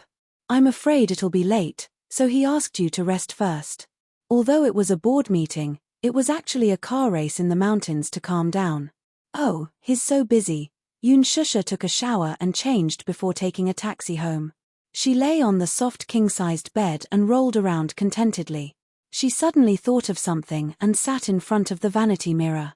Looking at the pair of small and cute earrings, her lips curled up slightly. She touched the earrings contentedly and turned off the lights to sleep. That night, Yoon Shusha slept peacefully. The next day, Yoon Shusha rushed to the company early in the morning. She had taken a day off yesterday, so when she returned to the training class, she felt that the atmosphere was different. She did not know why, but all the trainees in the class were very polite to her. Jiang Yutong, especially, wanted to avoid her whenever she saw her. This was good, too. At least, she could have some peace. In the evening, Yoon Shusha reached home. The moment she opened the door, the warm light in the living room enveloped her. I'm back. Yoon Yecheng was setting the table when he heard the door open. He rubbed his hands and walked to the entrance. You're back. Is Mommy back? Yoon Tianyu poked his head out of the kitchen. Seeing that it was her, he immediately jumped into her embrace and gave her a big kiss. Smack. A kiss was printed on her cheek. Little Munchkin smiled sweetly. "Mommy, welcome home." Yoon Shusha hugged him. Little Munchkin was wearing a cartoon apron and his face was covered in flour. He must have prepared dinner for her. The long-lost warmth filled her heart. Yoon Shusha pouted and said, "One isn't enough. Give me another, baby. More." Switching to the other cheek, he generously gave her another sweet kiss. The mother and son were in a mess at the entrance. "How was the summer camp? Is it fun?" Yoon Shusha asked as she rubbed his head. He pouted. "It's not fun at all. It's boring." The summer camp organized by the kindergarten was mostly parent-child activities. It was undoubtedly very interesting for children of the same age, but for Yoon Tianyu, it was childish. Then, he asked nervously, "Mommy, you're home early today? Is work going well?" "It's going well." Chapter 386. Little Munchkin asked with an innocent smile on his face. However, in his heart, he was plotting something. If he found out who bullied his mommy, he would definitely not let them off easily. Yoon Shusha did not know what the little lad was thinking as she smiled and replied, "No, I didn't." "Shusha, quickly sit down. Yo-Yo has prepared dinner for you." Yoon Yeching immediately took her bag, took her coat, and hung it on the hanger. In the afternoon, Yo-Yo took a small purse and said that he was going to the supermarket to buy some ingredients. He was surprised and worried about the little lad going out alone, so he followed him to the supermarket. Who knew that he would be taken aback when he followed him? Just as he stepped into the vegetable section of the supermarket, Yo-Yo rushed into the crowd with a basket of vegetables in hand. His figure agilely maneuvered among the haggling voices as if he was familiar with the process. He was very particular about buying, picking, and matching the meat and vegetables. He did not even need to do anything as he picked the freshest ingredients at the most affordable price. It was not that Yoon Yeching was not surprised. When Yoon Shusha was so young, she could not even differentiate between vegetables and spinach. Even when he was her age, he was not so good at it. The little lad, on the other hand, seemed to be very familiar with the process as he could distinguish all the dishes clearly. What surprised him even more was that the little lad was very meticulous in picking the vegetables. The vegetables he picked were fresh and green in color, without any damage or holes.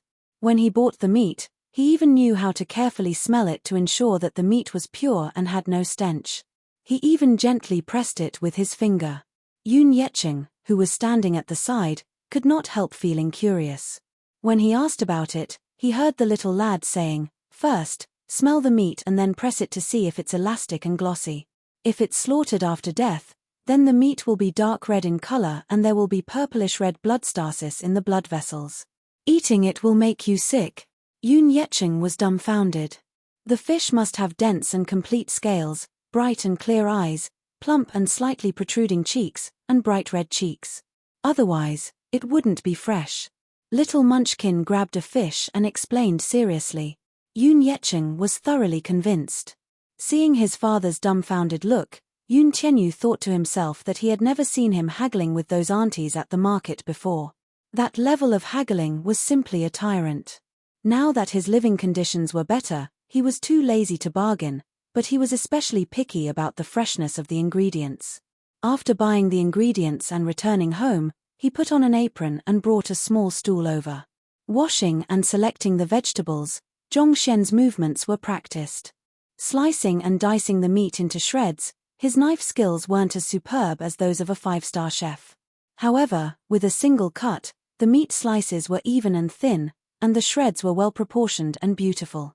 After stir-frying, the meat slices were extremely flavorful. Yoon Yeching wanted to help at first, but the little lad chased him to the side. He then stared blankly at the bustling scene in the kitchen. In less than 2 hours, a sumptuous feast was prepared. Out of curiosity, Yoon Yeching snuck a taste of the opium fish. The meat was tender and delicious, and the taste was neither salty nor bland. Although it was a home-cooked dish, its standard was not inferior to that of a five-star hotel. Yoon Yeching was completely petrified and felt like crying. He was so touched that he wanted to cry. Chapter 387. Even now, Yoon Yeching was still in shock. When Yoon Shusha sat down at the table, he mumbled, "Shusha, These dishes are all made by the child, yes. My yo-yo is the best. Yoon Shusha rubbed the little lad's head lovingly. Yoon Tianyu slapped her hand away and tidied up his messy hair before reproaching helplessly, "It's Mommy's fault for being so clumsy. Her cooking doesn't taste good." Yoon Shusha looked embarrassed. Yo-yo is so smart. Mommy is ashamed of her inferiority. Yoon Yecheng was even more amazed by his grandson's capability. He clicked his tongue in wonder. It's a good thing that he knows how to share your chores at such a young age. At first, I was worried that he wouldn't get into trouble because he's just a child. Now that I think about it, his culinary skills aren't learned in a day or two. After a pause, he asked quizzically, "When did Yo-Yo start learning how to cook?" "When he was 6.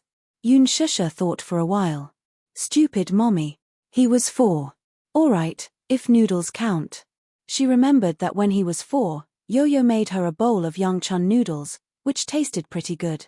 Actually, Yo-Yo did not like to cook, especially the smell of oil and fumes. He only enjoyed the sense of accomplishment and happiness that cooking brought. Every time he saw his mommy eating the delicious food he made, that sense of accomplishment made him feel as if he were the most amazing person in the world. Being able to bring happiness to his mommy was the happiest thing in his life. "Mommy, let me test you on a question." He winked mysteriously at her. "Guess what day it is tomorrow?" Yoon Shusha swallowed a mouthful of rice and pretended to be racking her brains. She asked meekly, "Oh? Is it Sunday?" "Stupid mommy, tomorrow is Saturday." Yoon Tianyu looked defeated as he pouted helplessly. Oh. Then, I remembered wrongly. Guess again, guess again." Yoon Tianyu put down his bowl and chopsticks and propped his chin on his hand. His twinkling eyes gazed at her with a gentle smile. "Is it the parent-teacher conference?" Yoon Shusha guessed again. "No. It's an important day for Mommy and me." Yo-Yo saw that she had not guessed correctly even after racking her brains. She looked upset and her little face scrunched up. She felt sad and wronged. Yoon Shusha couldn't figure it out. "What day is that?" Seeing her look of innocence and bewilderment, Yoon Tianyu suddenly clutched his chest with a grief-stricken look, silently complaining about her carelessness. "It's Yo-Yo's birthday." Yoon Shusha pretended to be enlightened. "Oh, I remember now. Tomorrow is Yo-Yo's birthday. It's Children's Day." Yo-Yo was so angry that his face turned red. He crossed his arms and pouted so hard that one could hang a lamp. "Me. Stupid mommy, you don't have Yo-Yo in your heart anymore. You don't even know Yo-Yo's birthday." With that, the little guy covered his face and cried sorrowfully. "Woo woo woo, mommy doesn't love Yo-Yo anymore. Yo-Yo is so sad, stop joking, baby. How can mommy forget Yo-Yo's most important day?" Yoon Shusha's heart ached when she saw his aggrieved look. She hurriedly coaxed him. The little lad turned his head and snorted arrogantly. Yoon Shusha saw this and smiled helplessly. She secretly took out an exquisitely wrapped gift box from her bag and handed it to him. She wanted to give him a surprise. Chapter 388. Yo-Yo is Mommy's little angel. How could Mommy forget that tomorrow is Yo-Yo's birthday? I wish you a happy birthday and happy Children's Day in advance.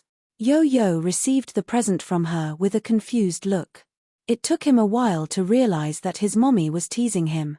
How could Mommy forget his birthday?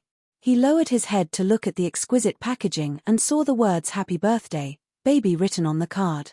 His small fingers brushed past the words written by Yoon Shusha herself. The ink on the card had completely dried, making it look beautiful. The little lad's eyes softened as he stared at it. His face, which had been full of grievances, suddenly brightened up. Hugging the present, the little lad's face was filled with contentment. This was the happiest moment of his life. "Thank you, Mommy." Yoon Tianyu was in such a good mood that his pair of calves could not help but sway. Tomorrow is Mommy's birthday, too. With that, Yo-Yo affectionately hugged Yoon Shusha's face and planted a deep kiss on it. Mommy has worked hard. Mommy gave Yo-Yo life. Yo-Yo will spend the rest of his life by Mommy's side. I won't let Mommy suffer any grievances or hardship. Every word that came out of little Munchin's mouth was extremely solemn. It sounded like a sacred speech. Yoon Shusha smiled. Baby is so obedient. Then, Mommy, do you have work tomorrow? I think so. Yoon Shusha thought for a while. She had to rush to the set early in the morning for a makeup test. Dong, hearing this, Yoon Tianyu hung his head dejectedly. Yoon Shusha could not bear to see his desolate look. Suddenly, she thought of something and said, Mommy should be free in the afternoon, though. Then, Mommy, let's go to Fairy Tale Valley. Yo-Yo was excited again. As if by magic, he took out 2 tickets to Fairy Tale Valley from his pocket. Fairy Tale Valley was the world's most famous and popular fairytale-themed amusement park. It was co-founded by Luji Holdings and NE Group. It had opened 6 resorts all over the world and was popular all over the world. It was the fairytale kingdom that children yearned for the most. All right. But where did these tickets come from? It's a birthday present from the principal, he casually replied. Fairy Tale Valley. As the biggest shareholder of Luji Holdings, he also owned some shares in Fairy Tale Valley. It's just 2 tickets, and he can get it easily. Yes. Mommy will pick you up at noon tomorrow. Yo-Yo, quickly open it and take a look. What did Mommy give you? Yoon Yecheng was in such a good mood that he wanted to tease him. Yoon Tianyu enjoyed the process of opening presents the most. In the past, when Yoon Shusha gave him a toy on his birthday, he carefully kept it. Last year, his mother had given him a set of toy sets, and he had always been careful with them. Generally speaking, children of this age only had a sense of novelty towards toys. The new toys that their parents bought were just for the sake of novelty. When they bought them back, they would be unable to put them down for a few days and play very happily. However, it didn't take long for him to get bored of it and toss it aside. The more mischievous ones would be broken before he got bored of them. Yo-Yo was different, though. Chapter 389. He wondered what his mommy had given him this time. He unwrapped the gift box and opened it expectantly. However, he was surprised to see a smart GPS watch lying quietly inside the box. His eyebrows twitched a little. Luji Holdings' newly launched smart sports watch could be used for video calls, GPS global positioning, and had a one-button alarm function. Could he say that he designed this watch? He wanted to cry but had no tears. Did it mean that his mommy's gift had helped his company generate revenue from this watch? Do you like it? Yoon Shusha looked at him expectantly, anticipating his amazement. His eyebrows twitched a little, but when he raised his head, he put on an innocent smile. I like it. Yo-Yo likes mommy's gift. Mu residence. After dinner, Mu Yaja walked to the study room and saw Xiao Chen painstakingly working on an exercise book. He was trying his best to calculate with his fingers. His physique was amazing, but he was weak in science. Those math problems that were so simple to Yoon Tianyu could not wait to calculate them one by one for Xiao Chen. When it came to addition and subtraction, there was still hope. When it came to multiplication and division, the little guy just wanted to roll his eyes and lie down. He seemed to have some ideas, he was just a little bit away. Therefore, he did not notice the steady footsteps coming from outside the door. Click. It seemed that someone had pushed the door open. His footsteps were casual as he strolled in with the posture of a king. The man did not speak. He walked to the table and looked at the little lad, who was sprawled on the table. He was wearing fluffy white pajamas. At first glance, he looked like a cat with pure white fur. Still, this little guy was much cuter than a cat. The little guy lowered his head and seriously racked his brains as he looked down at him. His eyelashes, which were thick and long like black phoenix feathers, must have inherited his mother's genes. They covered his eyes and left a faint shadow on his eyelids. He reached out and flipped through the textbook she had placed at the side. Little Chen was startled. He caught a glimpse of that hand from the corner of his eye. It had fair skin, slender fingers, and well-defined knuckles. He could not help but raise his head in astonishment, only to see the man with his head lowered and flipping through her high school textbook. His handsome face was calm, and his lips seemed to have a gentle curve. The study room was lit by a table lamp. In the half-light, half of his handsome face was buried in the shadows. His expression could not be seen clearly, but there was a deadly handsomeness about him. There seemed to be no expression on his face. Xiao Chen always felt that his daddy had the innate aura of a king. His every movement was extraordinary, as if he was born to be a king. People could not help but submit to him. He yearned to be a man like his daddy. The little guy hurriedly stood up, not knowing what to do. These exercises were given to him by Mu Yaja. He had given him an entire afternoon to solve 1,000 exercises. However, he had racked his brains day and night and had only solved 370. He was already dizzy. Mu Yaja had always been strict with his studies. Xiao Chen felt guilty that he could not satisfy his daddy. Chapter 390. Mu Yaja raised his eyes and saw the man standing at the side with his head hung low. His lips curled into a smile as he walked to the table and sat down on the chair. Xiao Chen had just let out a sigh of relief when he saw his father reach out and gently pull him into his embrace. He sat in his father's embrace and smelled his delicate fragrance. He couldn't help but hug his father's waist. "Daddy, I haven't finished the math problem." "Which one?" The man's magnetic voice sounded above his head. Xiao Chen flipped open the notebook and pointed at the questions. He whispered, "These questions. I don't know how to solve them." Mu Yaja calmly picked up the pen and wrote down a few multiplication tables. Soon, he solved the problem. Xiao Chen blinked in astonishment. He grabbed the notebook and looked at it again and again. Yes, that's how he solved it. He just couldn't remember the formula. No matter how hard he thought, he couldn't figure it out. Thus, he was trapped in the math problem. "Which one?" Xiao Chen shook his head and said, "That's all. You didn't memorize the multiplication table?" "I memorized it. I'm not familiar with it." Xiao Chen revealed a bitter and vengeful expression. Mu Yaja gently smiled. He looked very good when he smiled. His long and narrow eyes curved slightly and his thin lips curved slightly. His smile was truly breathtaking. Even if you exhausted all the beautiful words in the world, it would still be indescribable. He was making calculations in his notebook while explaining to him in a soft voice. His clear voice was as pleasant as spring water. His voice was clearly feminine and mellow, but it sounded so soft and pleasant to the ears. The little fellow suddenly felt that if this man became a teacher, he would definitely be an outstanding teacher. He explained very seriously and didn't miss any details. Even though the little fellow was distracted, he still understood his thoughts. He raised his head and revealed a bright and beautiful smile with 2 cute dimples at the corner of his lips. "Daddy is so awesome, if only you could accompany me to do questions every day." Mu Yaja looked at little Munchin's smiling face and suddenly became distracted. She recalled Yun Tianyo's arrogant and unruly face. Genes were truly inconceivable. Of the 2 little fellows, one was proficient in literature and the other in martial arts. Yun Tianyo's physique was barely satisfactory, but he was exceptionally intelligent. Although Xiao Chen's intelligence was not as top-notch as Yun Tianyo's, his physique was better than his younger selves. He had an extraordinary talent in firearms and combat. "Do you know what day it is tomorrow?" Mu Yaja lowered his head and whispered into the little fellow's ear. Xiao Chen frowned and thought hard for a while.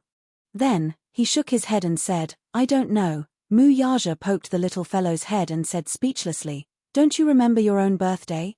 Xiao Chen pouted aggrievedly and helplessly said, "I really forgot." As if by magic, Mu Yaja took out an exquisitely wrapped gift box from his pocket and passed it to him. Little Chen's eyes widened in surprise when his gaze landed on the present. He was a little taken aback by this unexpected surprise. Hugging the present, his little face was unusually bashful and excited.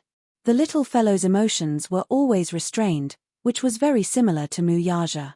Be it happiness or sadness, they rarely showed on his face and were buried deep in his heart. However, he was still a child.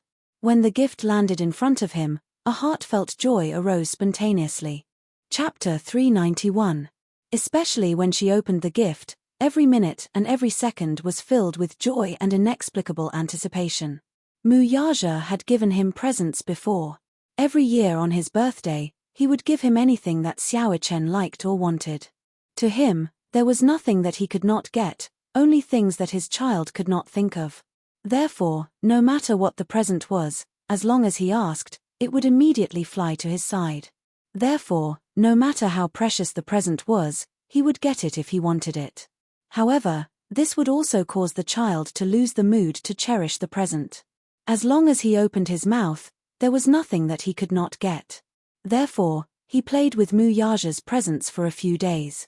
When he was tired of them, he threw them aside and did not ask about them anymore. It was hard for a child to have feelings of wanting to cherish something that was easily obtained. The harder it was to obtain, the more one cherished it. After all, compared to women, men were not as meticulous. In the past, when it was Xiao Chen's birthday, Muyaja would always ask him in advance what he liked and what he wanted as a present. Muyaja would send someone to buy whatever he liked and give it to him. There was no exquisite packaging or beautiful card. Therefore, the birthday present did not have the anticipation and surprise that a birthday present should have.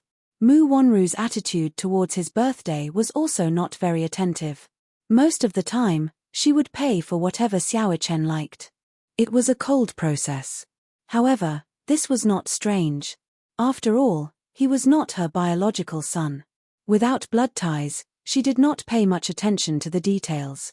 She seemed to dote on the child, but on the surface, it was only for the sake of Muyaja and Grandpa Mu. In her heart, her attitude towards the child was neither hot nor cold. She did not give birth to him, so how much could she dote on him? Children were naive by nature.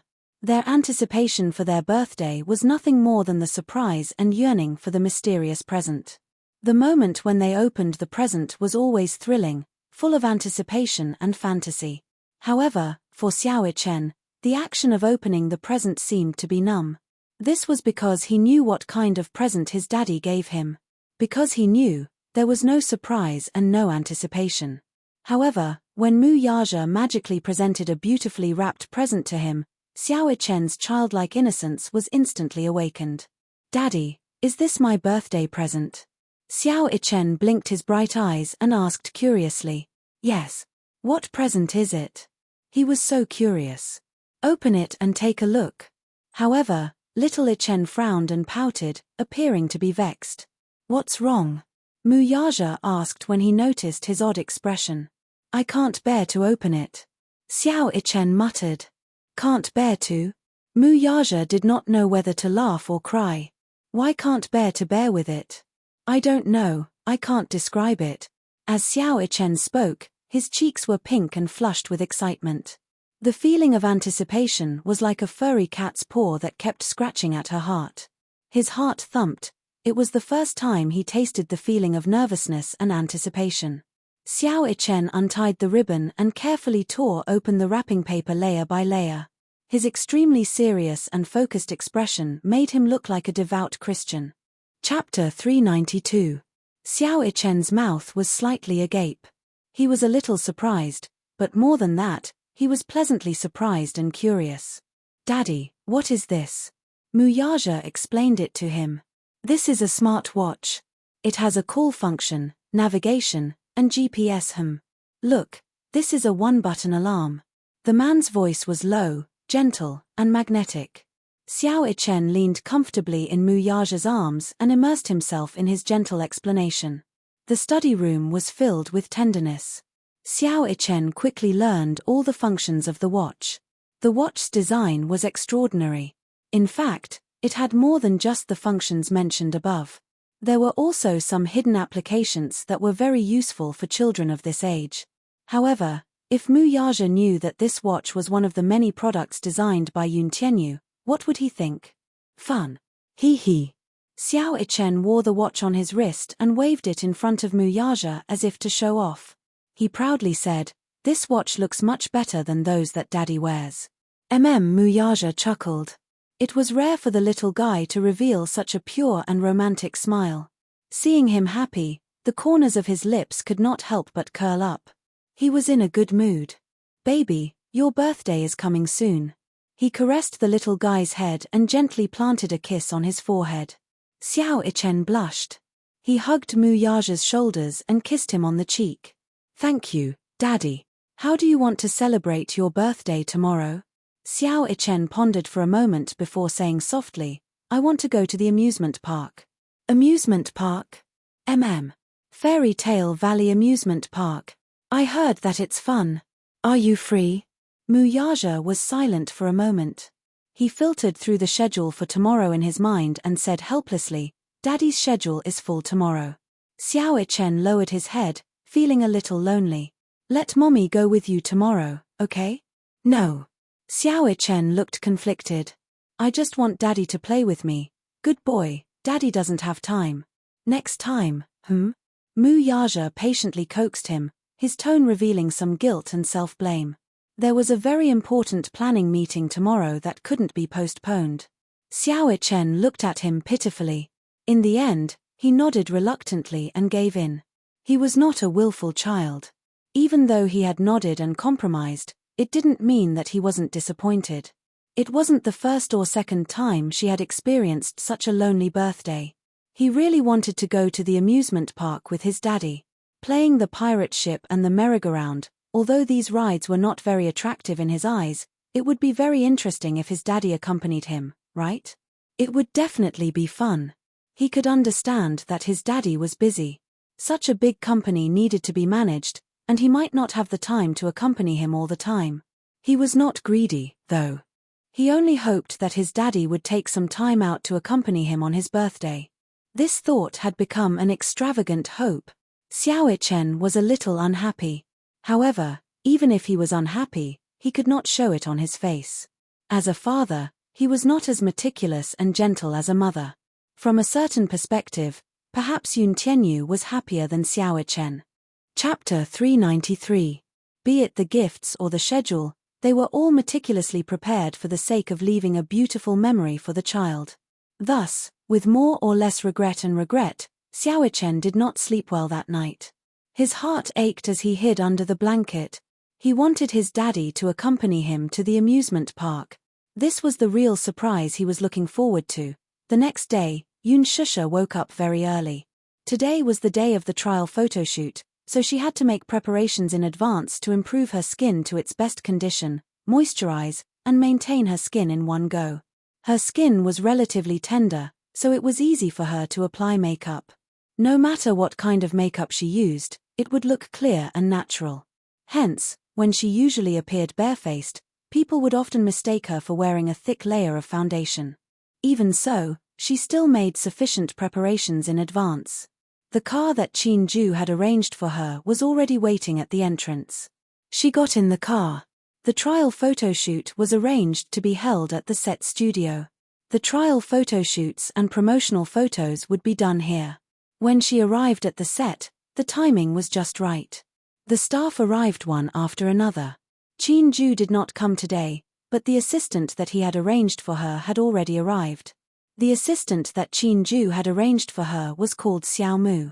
She used to be his right-hand woman, but because she was reliable, she was assigned to be Yun Shusha's assistant. Shusha, hello. From now on, I'll be your assistant. My surname is Mu, and my name is Mu Shi. You can just call me Xiao Mu. Xiao Mu warmly welcomed her and introduced herself. Yun Shusha smiled and sized her up. Xiao Mu looked very young, about 25 or 26 years old. She had a sweet appearance, and from her style of dress and style of conversation, she should be a very efficient woman.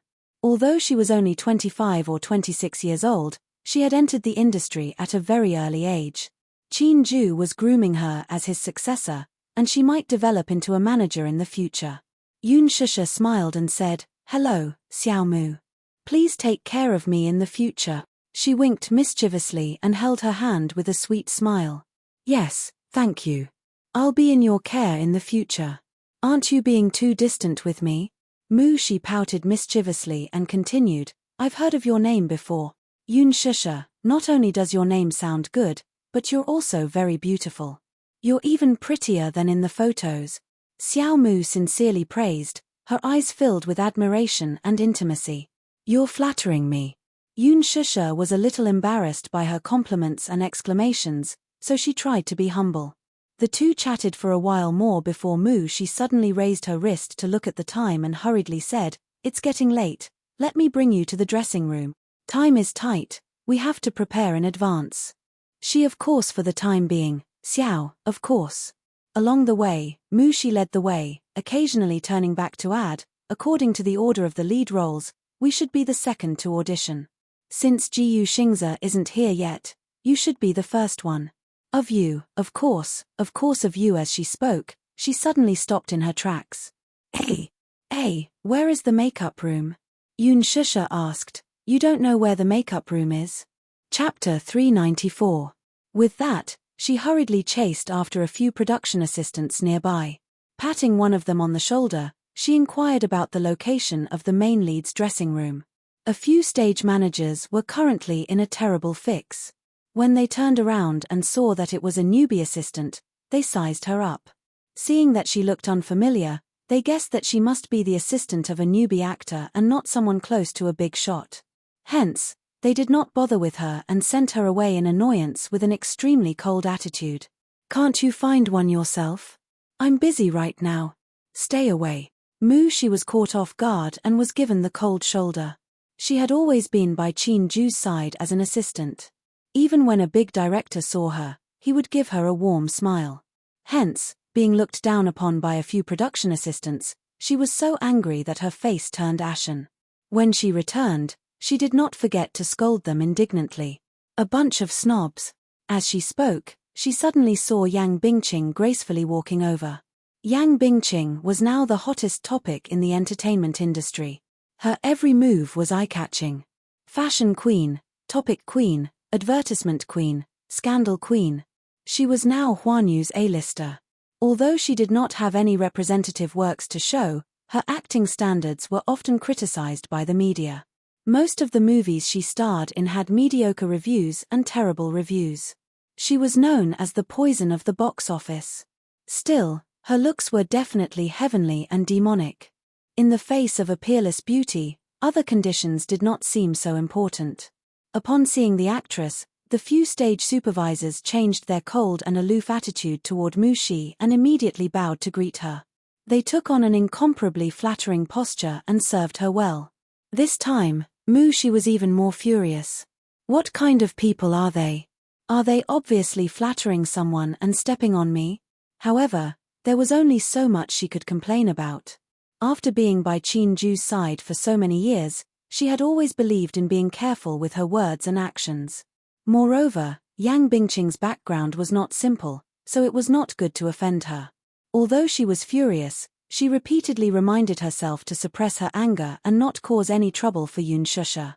Yoon Shusha also saw the change in attitude of the stage supervisors, but she did not say anything.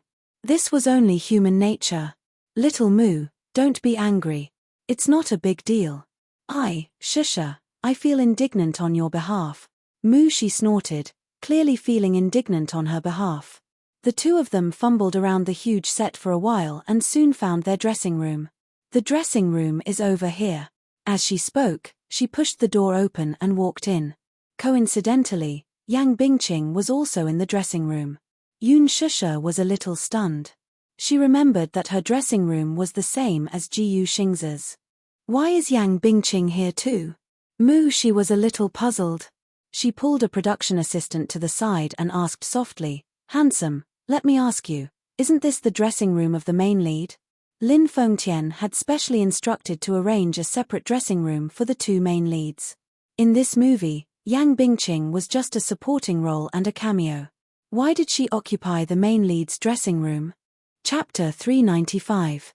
This dressing room is for the two main leads. However, Yang Bingqing said that she wants to use this one. Seeing that the superstar won't be here anytime soon, I can't really reject her. She was displeased. This is the main lead's dressing room. Can't this missy use another one? Behind her, Yang Bingqing's arrogant and provocative voice was heard.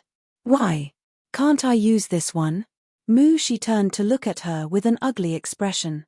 She then put on a professional smile. Sis Bingqing, it's not that you can't. It's like this. Our Shusha is the first to do the test shoot, so she has to do her makeup quickly. Alright, I got it. Although she's a newbie, I won't make things difficult for her. Let her share a dressing room with me. Yang Bingqing looked coldly at the mirror and did not look at her at all. She casually said this, yet her tone sounded as if she was doing her a favor. It was as if giving up half of the dressing room to Yoon Shusha was her doing a favor beyond the law. It was as if she had the right to decide who this dressing room belonged to. She was so angry that her smiling face stiffened. This dressing room was clearly arranged for Shusha. Now that she had snatched it away, she was still acting as if she was doing her a favor. How could she be so shameless? She was clearly trying to ostracize her. To put it nicely, Yang Bingqing was a guest star this time. In fact, she was already one of the female leads. One of the investors valued her and wanted to groom her. Alas, Lin Fengtian did not fancy her. She had no acting skills. Although her facial features were naturally beautiful, she had a mature charm and could not portray the innocence of a young girl at all. To sum it up, she looked old. Hence, she was heartlessly kicked out by Lin Fengtian. This Yang Bingqing must have seen that Lin Fengtian had chosen a newcomer. She must have held a grudge and was secretly jealous. However, despite her thoughts, she did not dare to talk back to her. She only said in a neutral tone, "Where's the stylist? Hurry up and do your makeup." As soon as he finished speaking, a young woman wearing glasses hurriedly pushed open the door and walked in with a heavy bag in her hand. She was probably the stylist of the crew. She walked in, looked around, and said with a smile, "Sorry, there was a traffic jam on the road, so I came a little late." "I'm really sorry. I'm the stylist of the crew. My surname is Ding and my name is Ding Ning." After a pause, she asked, "Who's the lead?" She smiled and held Yun Shusha's hand. "Hello, Ms. Ding. This is the female lead, Yun Shusha." Ding Ning immediately greeted politely, "Hello, Shusha." Just as the atmosphere was harmonious, Yang Bingqing sat in front of the largest dressing table. Seeing that Ding Ning did not notice her immediately, she cleared her throat with a displeased expression. Ding Ning heard the noise and looked in the direction of the sound. When he saw that it was Yang Bingqing, a flash of embarrassment and annoyance passed in his eyes. He immediately smiled and said, "Sister Bingqing, come and do my makeup for me." "All righty." Ding Ning immediately carried her bag to Yang Bingqing's seat and opened it. She was stunned. Yun Shusha's eyes darkened slightly, but she remained calm and collected. No trace of anger could be seen on her face. She was a little unable to keep her cool. This dressing room was snatched, and now the stylist was snatched as well. This was too much. Shusha was going to be the first. This time, she was certain that Yang Bingqing was deliberately making things difficult for her. Lin Fengtian was known for his bad temper. Chapter 396.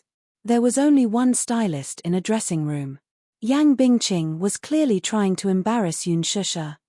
She got Yun Shusha to go to her seat first and then walked toward Yang Bingqing. "Sister Bingqing, why don't we let Xiao Ding do Shusha's makeup first?" Yang Bingqing arrogantly rolled her eyes. "Why?" "Because Shusha is the first to go. If she's not ready by then, Director Lin will lose his temper again." Yang Bingqing sneered and said faintly, "Her makeup is so simple, can't she do it herself?" With that, she turned to give Ding Ning a look. "Don't you think so, Xiao Ding?" Ding Ning was a little embarrassed for a moment. When she saw Yang Bingqing looking at her from the corner of her eye, she trembled and echoed, "Yes, the main lead's makeup is just a simple nude outfit. There's no need for eyeshadow. 2 layers of low gloss and some highlights will do. Sister Bingqing's makeup is more difficult to do, so I'll do her first." She was just an ordinary stylist. How would she dare to offend someone like Yang Bingqing? She was furious. She was about to speak when someone held her shoulder. She turned around in surprise, only to see Yun Shusha pulling her behind her with a smile. With a decent and elegant smile, she said to Yang Bingqing, "Sister Bingqing, you're my senior. According to the rules, you should go first and I should respect you first." These words were really pleasant to hear. Yang Bingqing's brows relaxed a little. She even thought that this newbie was quite sensible. However, in the next second, she heard Yun Shusha say lightly, "Although I'm a newbie, I'm the female lead in this movie. I'm the first in line for today's test shoot, so Miss Ding should do my makeup first." Yang Bingqing's smile froze. "What did you say?" Ding Ning, who was behind him, was also stunned. Even she was so shocked that they did not dare to breathe loudly. "Sister Bingqing should have heard what I said very clearly. I'm the main character, and you're a supporting character. It's my turn to go first today. Yoon Shusha's tone was light, and her voice was soft. However, she enunciated every word clearly, neither servile nor overbearing. When Yang Bingqing heard this, her chest seemed to explode. She couldn't even breathe properly. She stood up angrily and walked in front of her. You're saying that I'm a supporting character and you're the main character? So, the county did your makeup? Is there a problem? Yoon Shusha said helplessly, indeed, I'm the main character and you're the supporting character. I didn't say anything wrong. Besides, first of all, Ms. Ding is my stylist. Second of all, this is my dressing room. I've already given you half of it. I'm already showing you respect and giving you face. Still, if you want to snatch the stylist away. She pursed her lips and pretended to be annoyed. Suddenly, she smiled and asked, why don't we invite Director Lin over to be the judge and see if Sister Bingqing should be the first to go up? Are you using Director Lin to pressure me? Yang Bingqing was flustered and exasperated. However, she still had to maintain her composure on the surface as she gritted her teeth and stared at her. Yoon Shusha, however, was not afraid of her murderous glare and said lightly, Sister Bingqing, your words are interesting. Clearly, you're using your status to ostracize me, right? Yes, I'm a newbie and have just debuted, but I respect you. On the other hand, don't you feel that you're bullying a newbie? His words were spoken in a casual manner. However, every word was a gem. Chapter 397. Yang Bingqing's lips twitched. After scrutinizing her for a while, she sneered. Good. Interesting. Yoon Shusha, let's wait and see. With that, she haughtily snorted, picked up her expensive Chanel handbag, and mercilessly bumped into Yoon Shusha's shoulder as she left. For a moment, the atmosphere in the dressing room froze. Ding Ning and Mu Shi, especially, looked at each other with pale faces. Yoon Shusha calmly sat down in front of the dressing mirror and calmly asked, Ms. Ding, although my makeup is simple, you are a professional, after all. My technique is definitely not as good as yours. Still, can you please show some professionalism? Come and do my makeup for me. Mu Shi was dumbfounded. She had previously heard from Qin Ju that Yoon Shusha's character was somewhat aloof from worldly affairs and that she should take good care of her. How was she aloof from worldly affairs? Still, she liked it. She was a little worried that she would offend Yang Bingqing and bear a grudge against her from now on. However, this was how the entertainment industry was. Open and covert fights and scheming against each other would happen sooner or later. Yoon Shusha's role as Yin Xiaochuan was mostly set during her school days, so her makeup was all about purity and purity. Ding Ning applied a crystal-clear nude makeup on her and applied some pink blush on her cheeks, and the job was done. It was not a huge project, but it still took an hour. Nude makeup sounded simple, but it was the most important thing. A thick layer or a thin layer would not do. The scale was the most difficult to grasp. Still, this was considered fast. Ding Ning was envious. Her foundation is too good and she's too beautiful. She'll definitely be famous if she can appear in Director Lin's film. Mu Shi glanced at her and was instantly stunned. She quickly led her to the studio. Everything was in order. Lin Fengtian was an impatient person. He looked at the time and asked impatiently, where is she? Is her makeup done? Coming. Mu Shi hurried over. Director Lin, look, the timing is just right. Shusha's makeup is done. When do we start? Where is she? Let me take a look at him first, Lin Fengtian said. As soon as she finished speaking, Yoon Shusha slowly walked into the studio. At that moment, the entire studio lit up. She was dressed in a simple snow-white dress, slender and elegant. Her ink-colored hair was long enough to reach her waist, like high-quality satin, shiny and beautiful. Raising his head, he saw a face so beautiful that it was suffocating. She had fair skin, charming facial features, and a faint blush on her cheeks. Her eyebrows were as elegant as the clouds, her eyes were as clear as the autumn waters, and her thin cherry-red lips. She lowered her eyes, revealing a row of long and curly eyelashes that were as thick and long as a comb. They were like the finest black feathers, but also like the fluttering wings of a butterfly. She was excessively charming.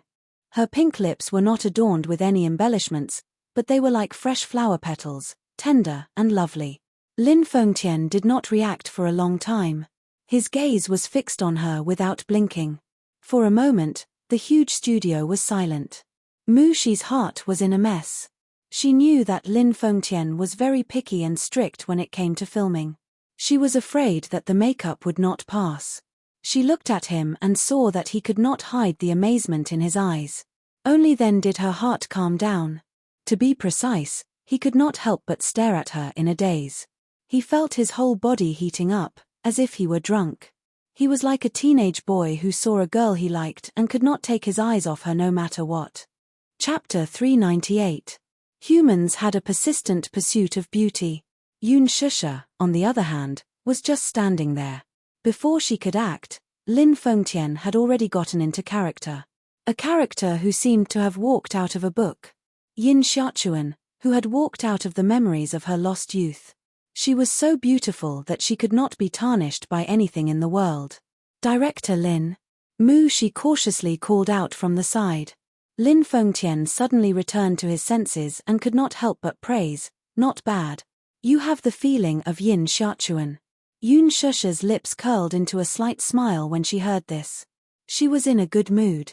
The process of the test shoot went very smoothly. Yin Xiaochuan, who was played by Yun Shusha, and Yin Dongyu, who was played by Jiyu Xingze, were biological siblings. This novel was about how the two were childhood sweethearts who relied on each other as they grew up. As they grew up, taboo feelings gradually developed between them. Yin Xiaochuan's character was simple and persistent. She was like a moth to a flame when it came to love. From the beginning to the end, she kept following Yin Dongyu's back. Yin Xiaochuan's infatuation was ultimately restrained by the world. Although Yin Dongyu's heart throbbed with love for her, he was forced to push her away time and time again due to ethics. Later, Yin Xiaochuan's mother unintentionally flipped through Yin Xiaochuan's diary. The desperate and sorrowful words of struggling in the abyss of misery were revealed. Only then did she realize that the siblings had developed feelings that they should not have. In a fit of anger, Yin Xiaochuan's mother sent her abroad to study. This was undoubtedly an exile. A few years later, Yin Xiaochuan received a long-distance call from her mother. Yin Dongyu had a fiancé and was about to get engaged.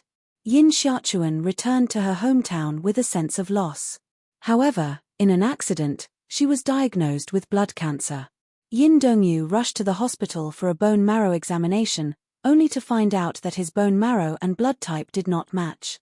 The siblings were not related by blood. It turned out that when Yin Xiaochuan was born, the two children were swapped at birth, resulting in a torturous relationship. Lin Fengtian boasted of his ruthless foresight. Now, he was even more confident of his judgment. Yun Shusha and Yin Xiaochuan's temperament was very compatible. With a slight smile, her pure and flawless aura instantly infected the entire set. Therefore, during the filming, even Lin Fengtian, who was known for his strictness, was full of praise and praise. This newbie is too suitable for the role of Yin Xiaochuan. It's as if he just walked out of a book. The styling director clicked her tongue in wonder.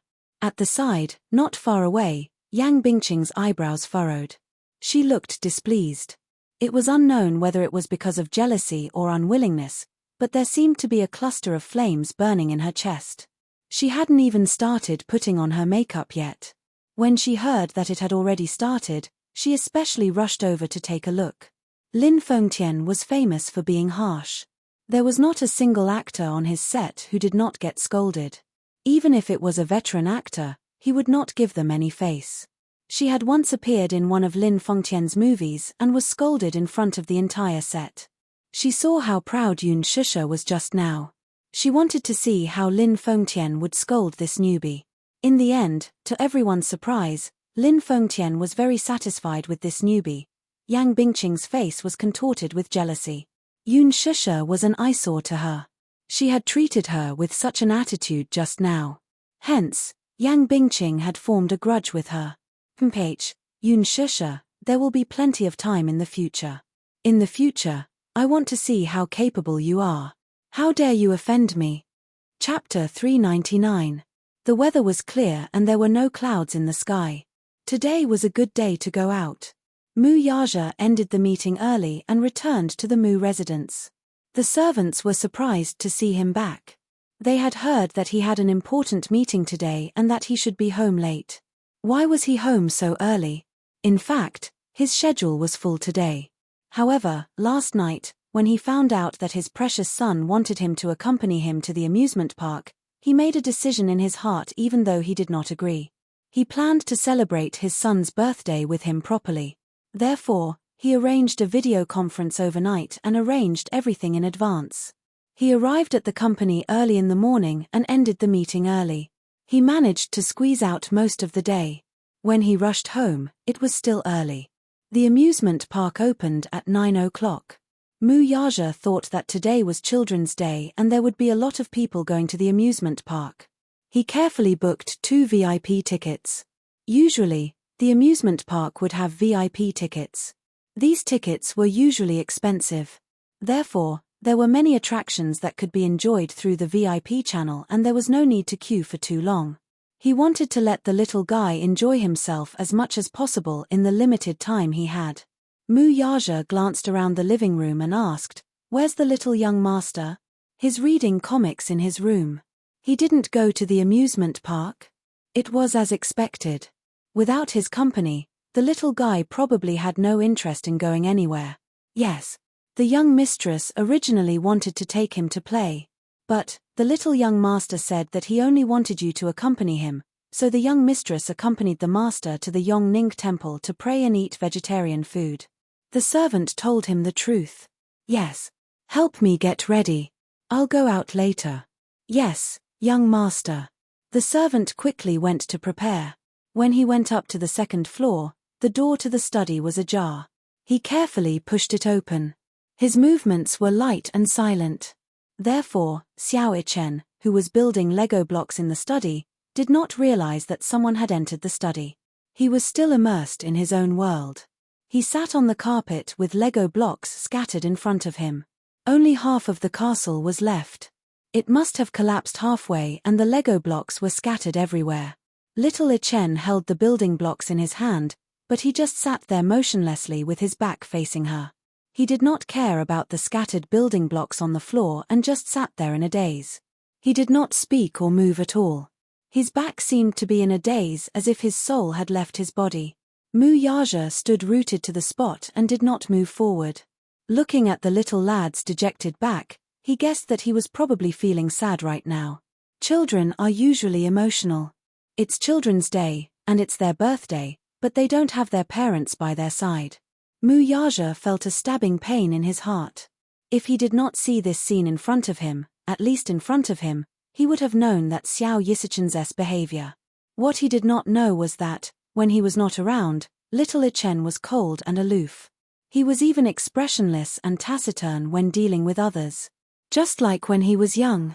He closed himself off in his own world and did not get close to anyone. Mu Yaja slowly walked over. His heart ached. The time he spent with this child was indeed too little.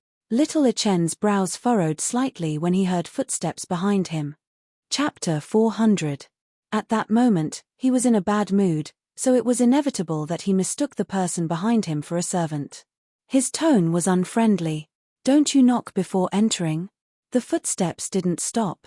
How could this servant be so rude? He stood up angrily and turned around.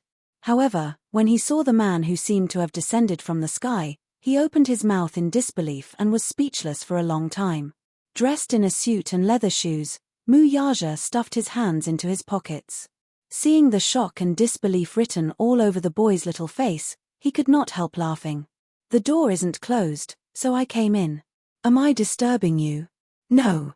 Xiao Ichen rubbed his eyes in a daze. He thought he was dreaming. Didn't he say that he had an important agenda today? Why was he back so early? "Daddy, why are you here?" "To celebrate my baby's birthday." Mu Yaja squatted down in front of him with a gentle expression. His handsome eyes were fixed on the little munchkin, and the corners of his lips curled up slightly. "Why? Didn't you say that you wanted Daddy to accompany you to the amusement park? Do you still want to go?" Seeing that he didn't speak, Mu Yaja reached out and pinched his tender cheeks. Why aren't you saying anything? Yes.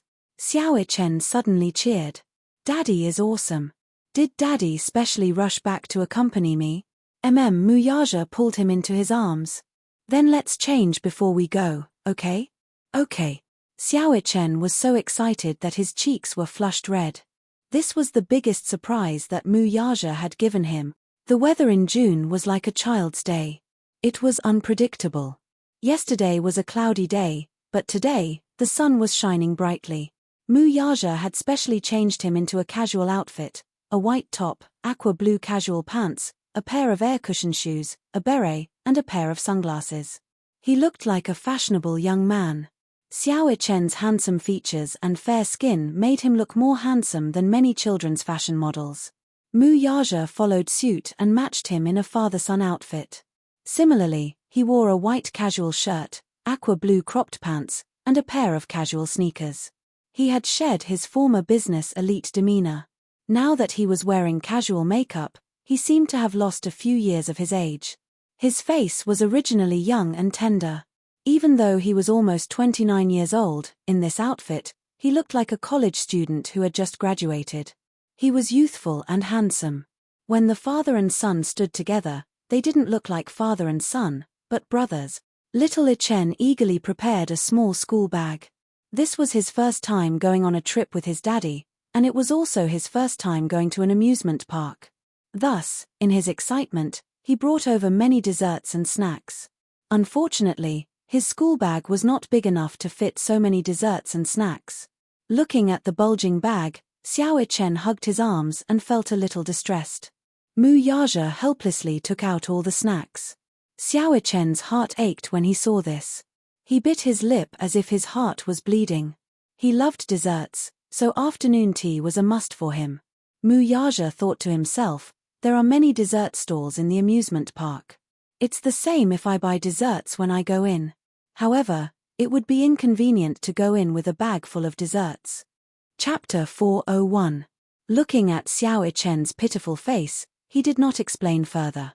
When they entered the amusement park, the little guy would be so excited that he might even forget about the dessert. Even if he still missed it, he could just bring him to the dessert station. Even if he did not say anything, this was still a surprise.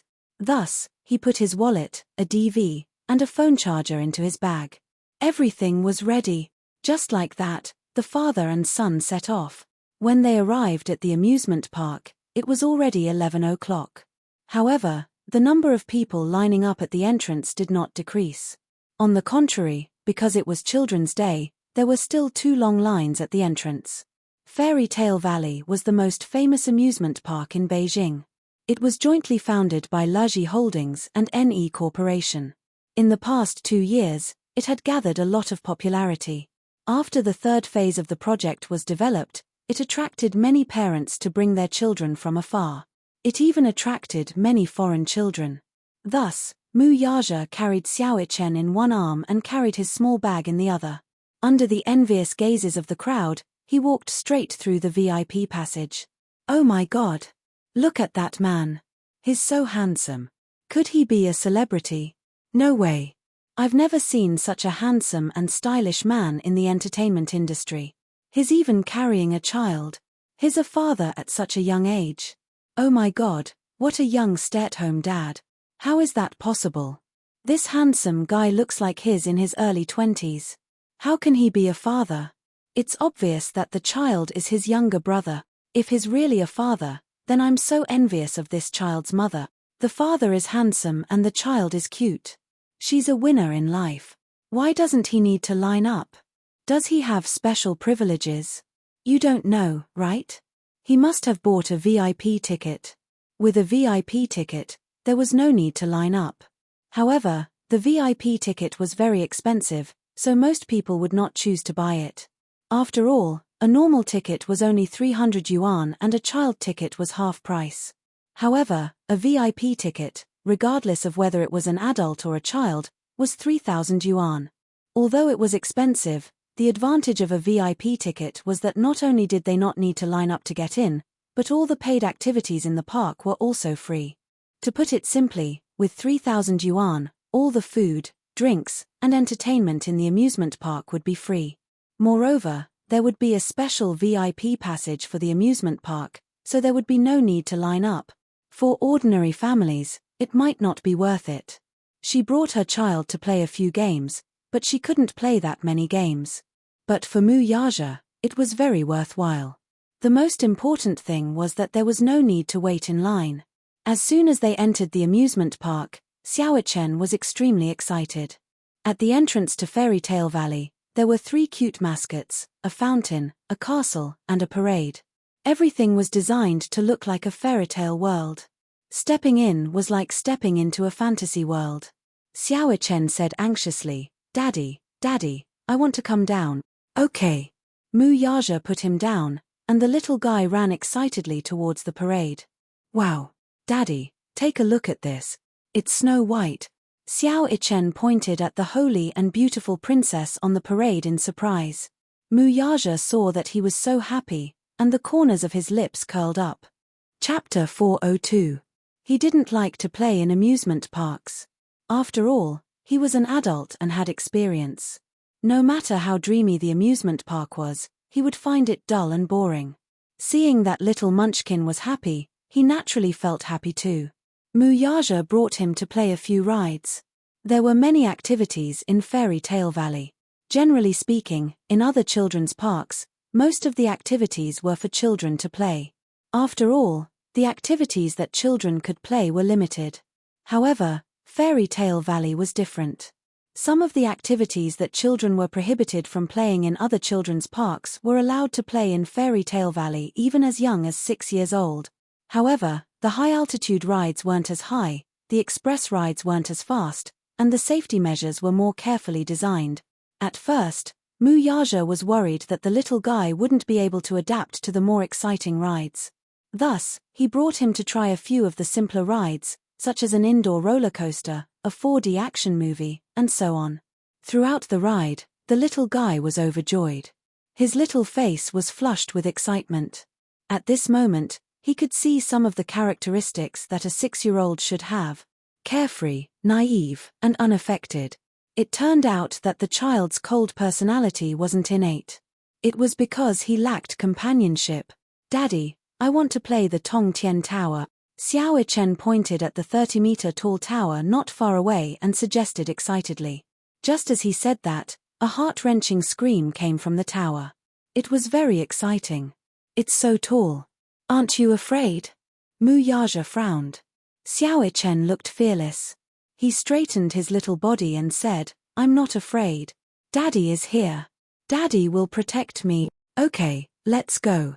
After saying that, he held little Munchin's hand and walked towards the Tongtian Tower. However, a surprised voice came from behind. "Brother Mu." Mu Yaja turned around and saw a young woman holding a hydrogen balloon in her left hand and a 5-year-old girl in her right hand. She was walking towards him in surprise. The woman was pretty and slim. She looked to be in her early 20s. She had exquisite makeup on and was dressed very fashionably. If a discerning person's eyes were sharp enough, they would definitely be able to tell that the bag she was carrying on her shoulder was not cheap. The woman walked up to Mu Yaja with a gentle smile on her face. "Brother Mu, what a coincidence. Why are you here?" Mu Yaja was surprised to see her. "Enya." Xiao Ichen was feeling happy, but when he turned around and saw who it was, the happiness on his face quickly disappeared. How could it be them? The woman's name was Song Enya, and the little girl she was holding was her younger sister, Song Enshi. Mu Yaja had special feelings for Song Enya and doted on her in many ways. It was not because of anything else but because Song Enya's mother was Jiang Chimeng. Jiang Chimeng was Jiang Ishan's younger sister, Song Zhenggua's wife, and the madam of the Song family. The Song family was one of the most prestigious families in the capital. They had been a scholarly family for over 100 years. When it came to Song Enya's grandfather's generation, he started a revolution. Old Song fought alongside the martyrs when he was young and was one of the 10 founding fathers of the country. One of the founding fathers. His position was very important. He had 2 sons. His eldest son, Song Zhongwo, was the chief of the capital's military and held a high position. His youngest son, Song Zhenghua, was the mayor of the capital and was also a big shot. Chapter 403. The Song family had many talents, especially Old Master Song, who was revered by many. Jiang Qiming and Song Zhenghua had a son and 2 daughters. The eldest son, Song Yunxi, was also a young and talented man. Although he was still young, he was already a lieutenant in the capital's military district. Therefore, Song Enya and Song Enshi were Mu Yaja's cousins. The reason why he took good care of his cousin was that Song Enya's facial features resembled Jiang Yishan's. They were very similar, especially in terms of their charm. There were a few times when he vaguely saw his mother in her younger days. After his mother passed away, little Enya stayed by his side day and night. Out of his longing for his mother, Song Enya was more like a spiritual sustenance to him. Song Enya smiled faintly as if she did not see Xiao Chen standing at the side with a cold expression. She lowered her head and said to Song Enshi, "Enshi, why aren't you greeting Uncle Mu?" "Uncle Mu." Song Enshi called out sweetly. Her childish voice was full of delicateness. She did not care that Mu Yaja was holding Xiao Chen's hand at the moment. She shook off Song Enya's hand and bounced in front of Mu Yaja, spreading her arms wide open and acting coquettishly. Uncle Mu, and she wants a hug. And she wants a hug." Xiao Chen was obviously unhappy when he heard this. He secretly hated the Song sisters. Of all times, they appeared out of nowhere. Song Enshi, especially, wanted to snatch his daddy's embrace. Unforgivable. Just as he was cursing in his heart, Mu Yaja suddenly let go of his hand. Xiao Chen nervously reached out to grab the man's hand, only to see him bend over slightly and lift Song Enshi up. Song Enshi nestled in Mu Yaja's embrace. The blissful expression on her face was as sweet as honey. She let out a bell-like laughter and was overjoyed. And she loves Uncle Mu the most. As she spoke, in Mu Yaja's blind spot, she made a provocative face at Xiao Chen, who looked annoyed. Xiao Chen's face twisted even more. What was this? This was clearly a show of strength. What? Are you very proud of yourself? Was it that great? Was he so proud of seizing his daddy's favor? Song Enshi was the person Xiao Chen hated the most. Not because of anything else, but because this little girl was very annoying. When she was 4 years old, Song Enya brought Song Enshi to the Muse as a guest. Like many naughty children, Song Enshi caused trouble everywhere, perhaps due to her young and insensible age.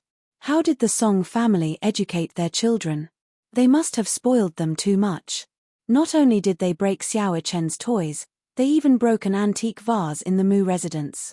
In the end, they even blamed it on Xiao Chen. Xiao Chen felt so wronged that he had no one to complain to. In the end, what else could he do? Even though the Muse knew that Song Enshi was talking, they could not expose her openly.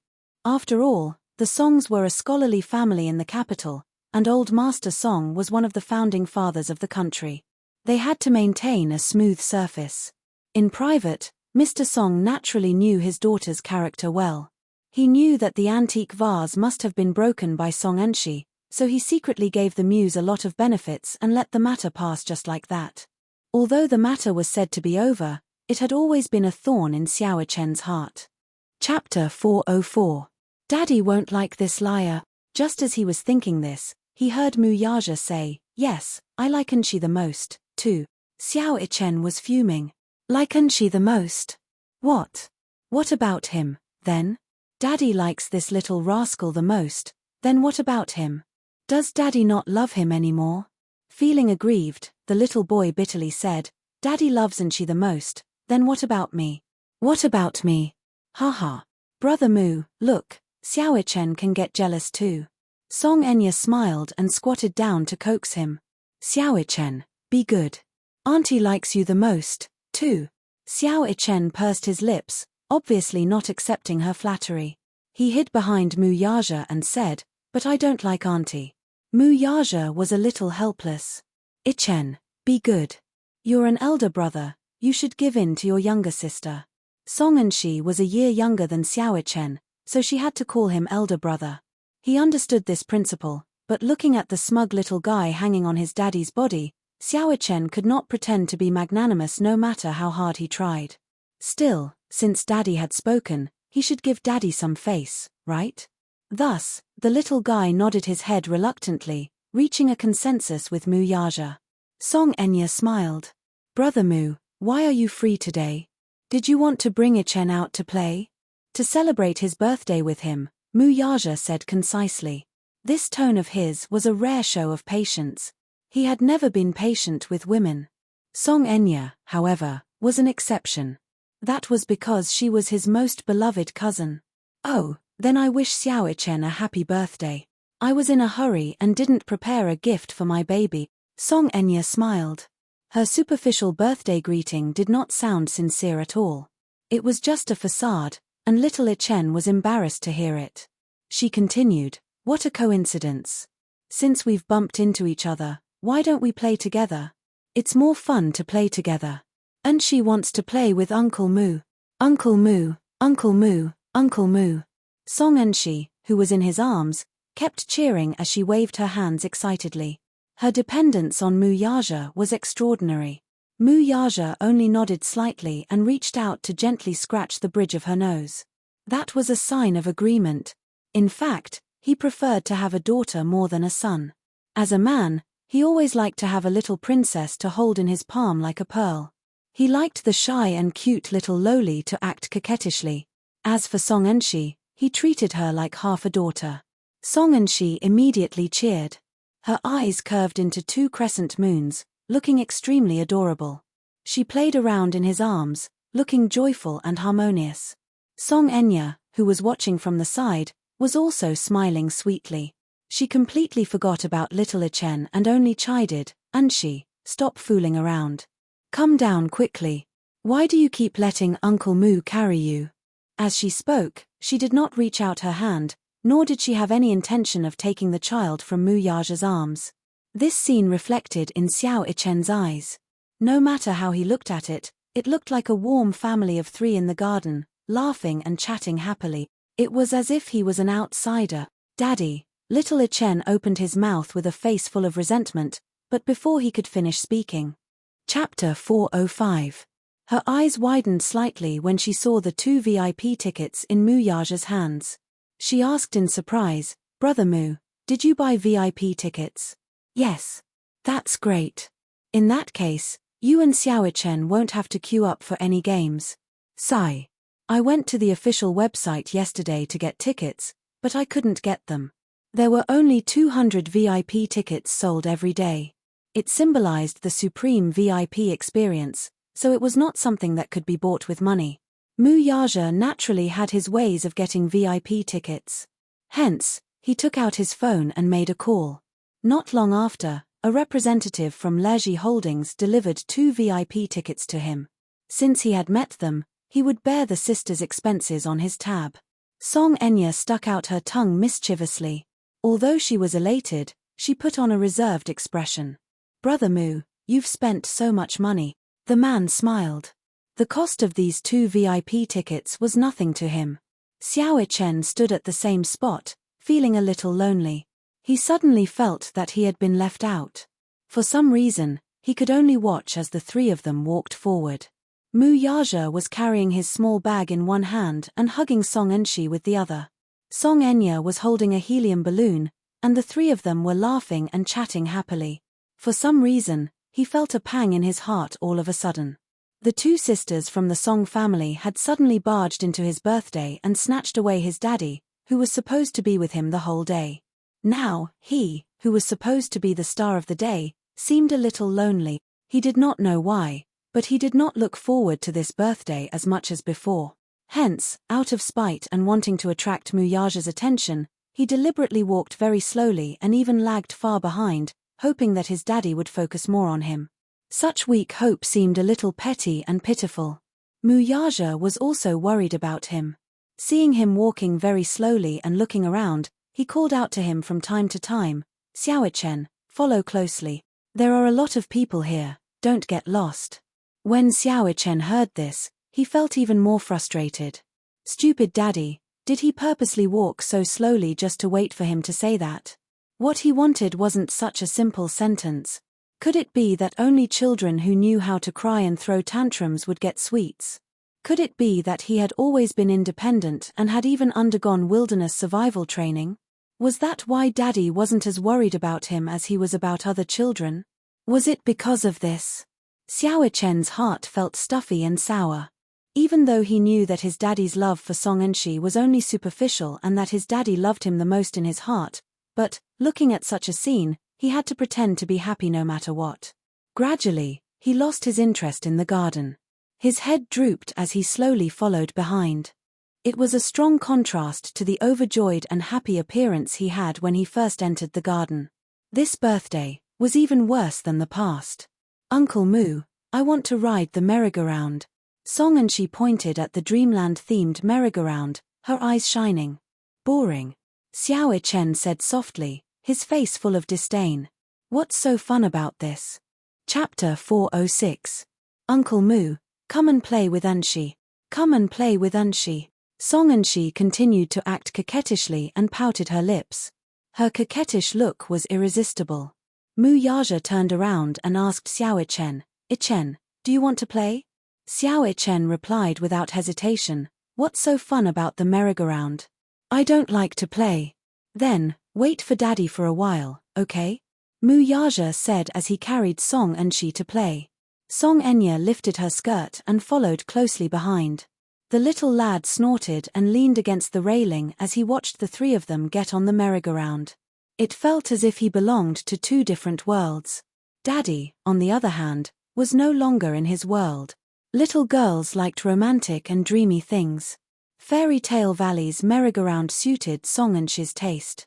Sitting on the merry-go-round, she felt as if she was in a beautiful dreamland. When the merry-go-round ended and they walked out, Song Enshi still seemed unsatisfied and kept clamoring for another round. Unable to persuade her, Song Enya could only look expectantly at Mu Yaja.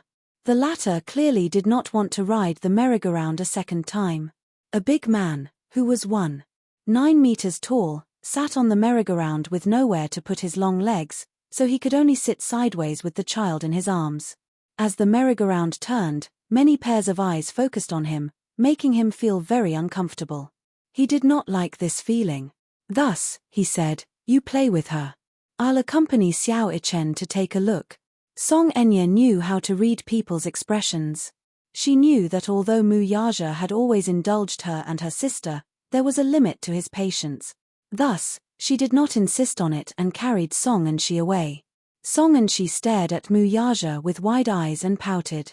She felt a little wronged and disappointed, but she did not cry or make a fuss. Mu Yaja walked toward little Ichen, only to see the little lad leaning against the railing with a forlorn expression. He seemed to be in low spirits. Knowing that he had neglected him a little, he felt a little unhappy. "What do you want to play? Daddy will play with you." Mu Yaja hugged him and coaxed him gently. The little guy, however, turned his face to the side. His eyelids were drooping, and he did not look very happy. "There's nothing in particular. Didn't you just say that you want to play the tower?" Mu Yaja gently replied, "Daddy will sit with you." "I don't want to." Little Ichen threw a tantrum and stubbornly turned his back on him. He did not want to bother with him anymore. Mu Yaja ignored the boy's tantrum, though, and carried him to the Tower of Babel. At first, Xiao Ichen resisted unhappily and struggled in his arms. However, no matter how much he struggled, he was nothing more than a little kitten throwing a tantrum to Mu Yaja. Children were always easy to coax. He easily soothed his little mood and brought him to the tower. After buckling his seatbelt, the little guy's attention was all on the machine that was about to start. He looked around nervously and excitedly. 3, 2, 1. Following the urgent countdown, the machine was on the verge of starting and instantly lifted them 30 meters into the air. The sudden rise, the pressure of the pressure, and the view from above made Xiao Ichen scream uncontrollably. Mu Yaja, who was standing at the side, appeared to be calm and composed. Chapter 407. Compared to the high-altitude parachuting that he had done during his special training, this event seemed like a child's play. It was merely a 30-meter-high parachute jump, but it didn't hurt him at all. Children, on the other hand, were different. Whether it was their physical or mental state, they were much weaker. Therefore, Xiao Chen's screams and laughter could be heard throughout the entire process. When the game ended, Xiao Chen was still in a state of shock, but he still wanted to continue. He felt that the Tower of Babel was very exciting and fun.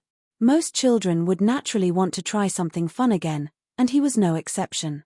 Thus, Mu Yaja played with him again. When they walked down the Tower of Babel for the second time, Xiao Chen held Mu Yaja's hand and danced around excitedly. He kept explaining the beautiful scenery that he had seen during the process of ascending. In an instant, it was as if all the unhappiness from before had vanished into thin air. Children were just that innocent and cute. They wouldn't remember anything for too long. After that, Mu Yaja seemed to have realized that he had neglected Xiao Chen by always carrying Song Enshi in his arms. Feeling guilty, he continued to carry Xiao Chen in his arms and didn't put him down. His energy was astonishing. Xiao Chen was much heavier than Song Enshi, but he continued to carry him in his arms and couldn't bear to put him down. Every time Song Enshi opened her arms and asked Mu Yaja to carry her, Xiao Chen would immediately wrap his arms around Mu Yaja's shoulders. This was a silent declaration of his exclusive rights. Every time this happened, it was Song Enshi's turn to pout and stomp her feet in anger. She was in a bad mood. However, no matter how unhappy she was, no matter how much she cried, Mu Yaja never hugged her again. At least for today, he had to accompany the little guy. Otherwise, it would be meaningless for him to rush back to celebrate his birthday with him. Xiao Chen's happiness was the most important thing right now. Nothing else mattered to him. Song Enshi looked at Xiao Chen, who was once again occupying Mu Yaja's arms. Her expression was so ugly that it was as if she had swallowed a few flies. Every time she finished a game, she wanted to be hugged by Mu Yaja, but Xiao Chen refused to leave Mu Yaja's arms. There was nothing she could do. Song Enshi's face was contorted in anger. Xiao Chen felt his mood lighten up when he saw her deflated expression. Song Enshi saw this and was jealous. Therefore, when everyone was taking a break, she mentioned that she wanted to eat dessert. Mu Yaja wanted to buy some desserts for Xiao Chen, so he asked them to wait in their seats and rushed to the dessert station. Song Enya gave a few more words of advice before following closely behind. Only the two little lads were left on the other side. Xiao Chen was bored, so he took out his favorite toy and fiddled with it. Song Enshi also wanted it when she saw it, so she reached out to snatch it. Xiao Chen nimbly dodged her little paw and said unhappily, "Didn't your mommy teach you manners? How can you casually take other people's things?" Song Enshi snorted. "TSK. Cheapskate, drink some cold water. Do you think I care about your lousy toy? I don't want you to care about it, either. You're the cheapskate." Xiao Chen stuck out his tongue and made a funny face. This time, the little lass was completely enraged. "Chenph. I think you're obviously jealous of me. You're jealous that Uncle Mu likes me more than you. What nonsense are you talking about?" Xiao Chen sneered. "Daddy clearly likes me the most. Who do you think you are?" Chapter 408. With her hands on her hips, Song Enshi pointed at him and announced the truth arrogantly. Xiao Chen was a little angry. He was supposed to be confident, but when he thought of his daddy's doting gaze when he hugged Song Enshi, he felt a stab in his heart. Indeed, he felt a little uncomfortable. Even the little one's tone was not firm enough. "You're spouting nonsense." "How am I spouting nonsense? Didn't you see it just now? Uncle Mu likes me a lot. Don't you dare deny it." Song Enshi was spoiled rotten at home, so her words were unforgiving and aggressive. Xiao Chen said angrily, "Who do you think you are? You're a member of the Song family, an outsider. How can Daddy like you? I'm the one Daddy likes the most. That's me. Look at the birthday present he gave me yesterday. It's very cool, isn't it?" As he spoke, he flashed his smartwatch at her. His good-looking eyebrows raised proudly. This was considered a show-off.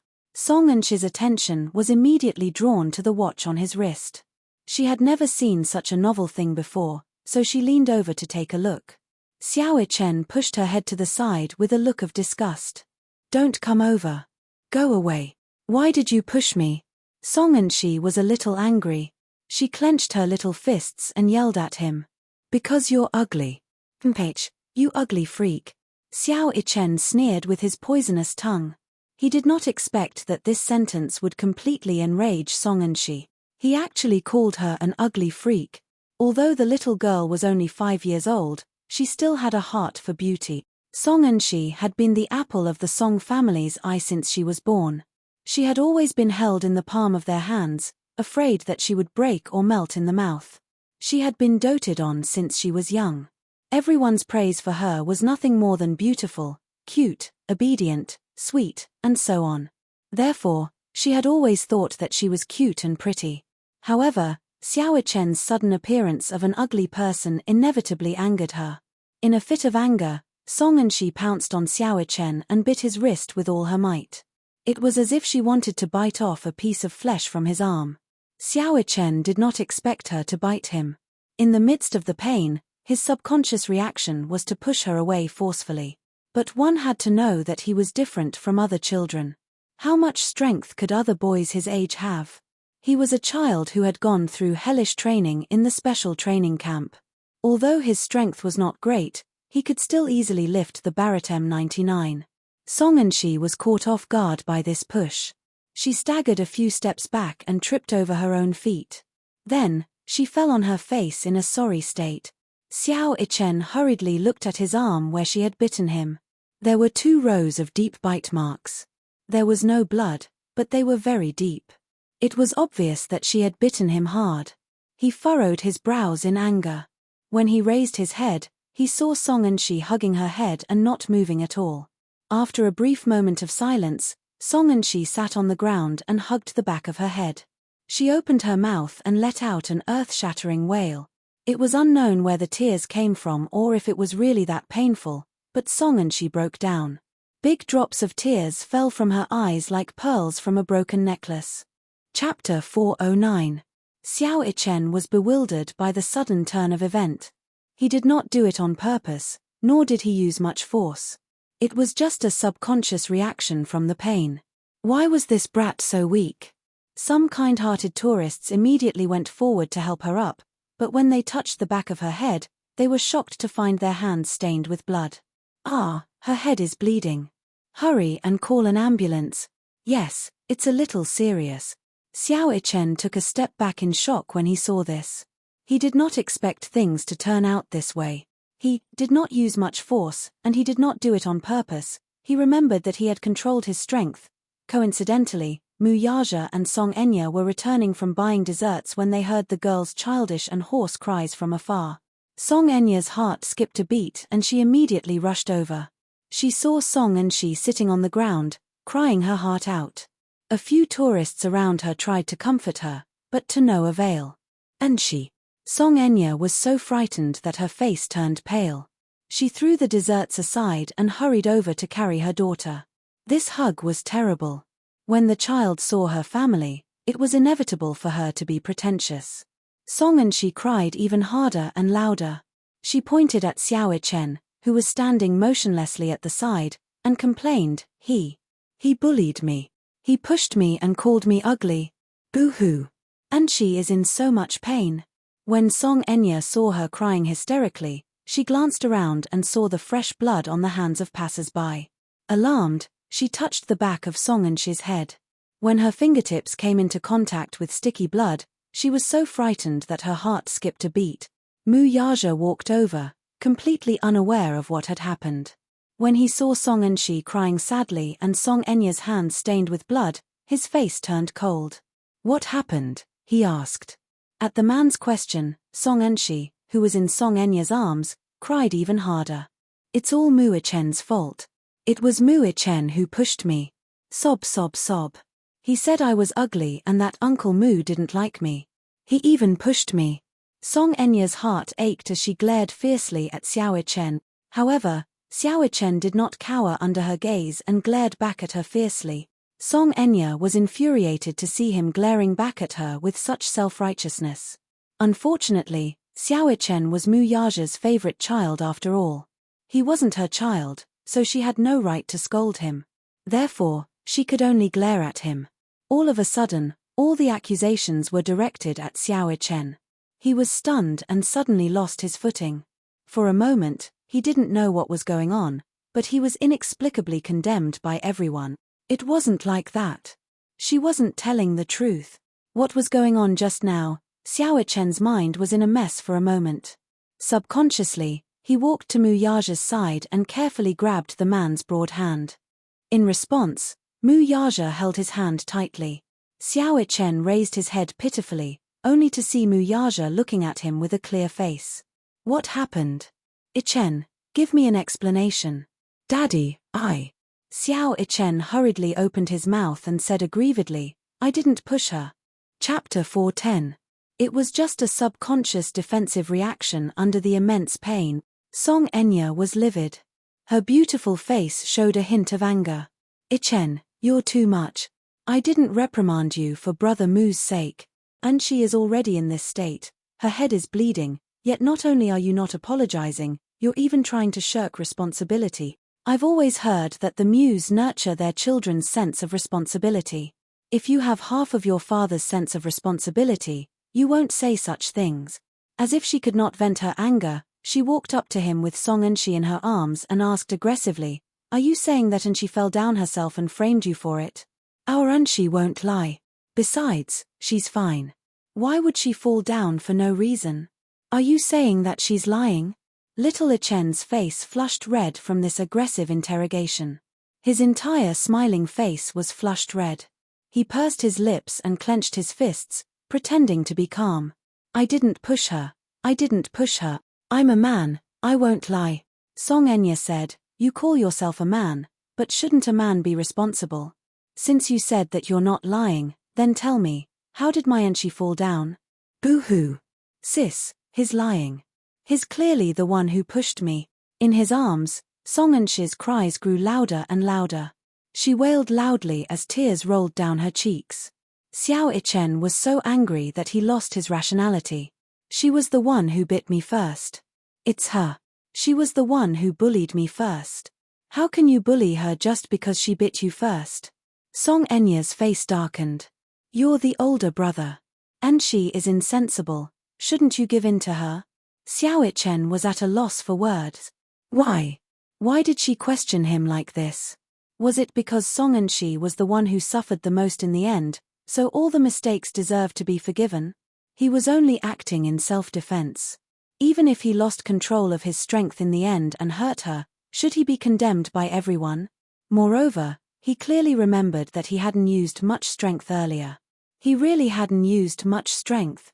If he were to use force, he would know his limits. With the strength he had exerted just now, Song Enshi would at most be pushed to the side. She wouldn't fall so hard. But if he said that she fell down by herself, would anyone believe him? Would Daddy believe him? Xiao Chen looked at Mu Yaja worriedly, only to see his cold gaze land on Song Enshi's face. Seeing that the situation was a mess, he suddenly said, Have you said enough? As soon as he spoke, the scene immediately quieted down. Perhaps men were born to be kings. As long as he opened his mouth and ordered everyone to be quiet, everyone would have to be quiet. Because of his words, the situation was stabilized a little. There's no point in arguing about this now. The most important thing now is to send the child to the hospital and take an X-ray to see if there are any major problems. Sigh. What should we do? And she has never suffered like this. Xiao Chen was so angry that he didn't say anything. What was this little bit of suffering? He had suffered all kinds of hardships in the special training camp.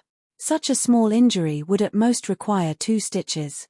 Mu Yaja squatted down and held Xiao Chen's shoulders as he said in a deep voice, Chen, apologize to your sister first, okay?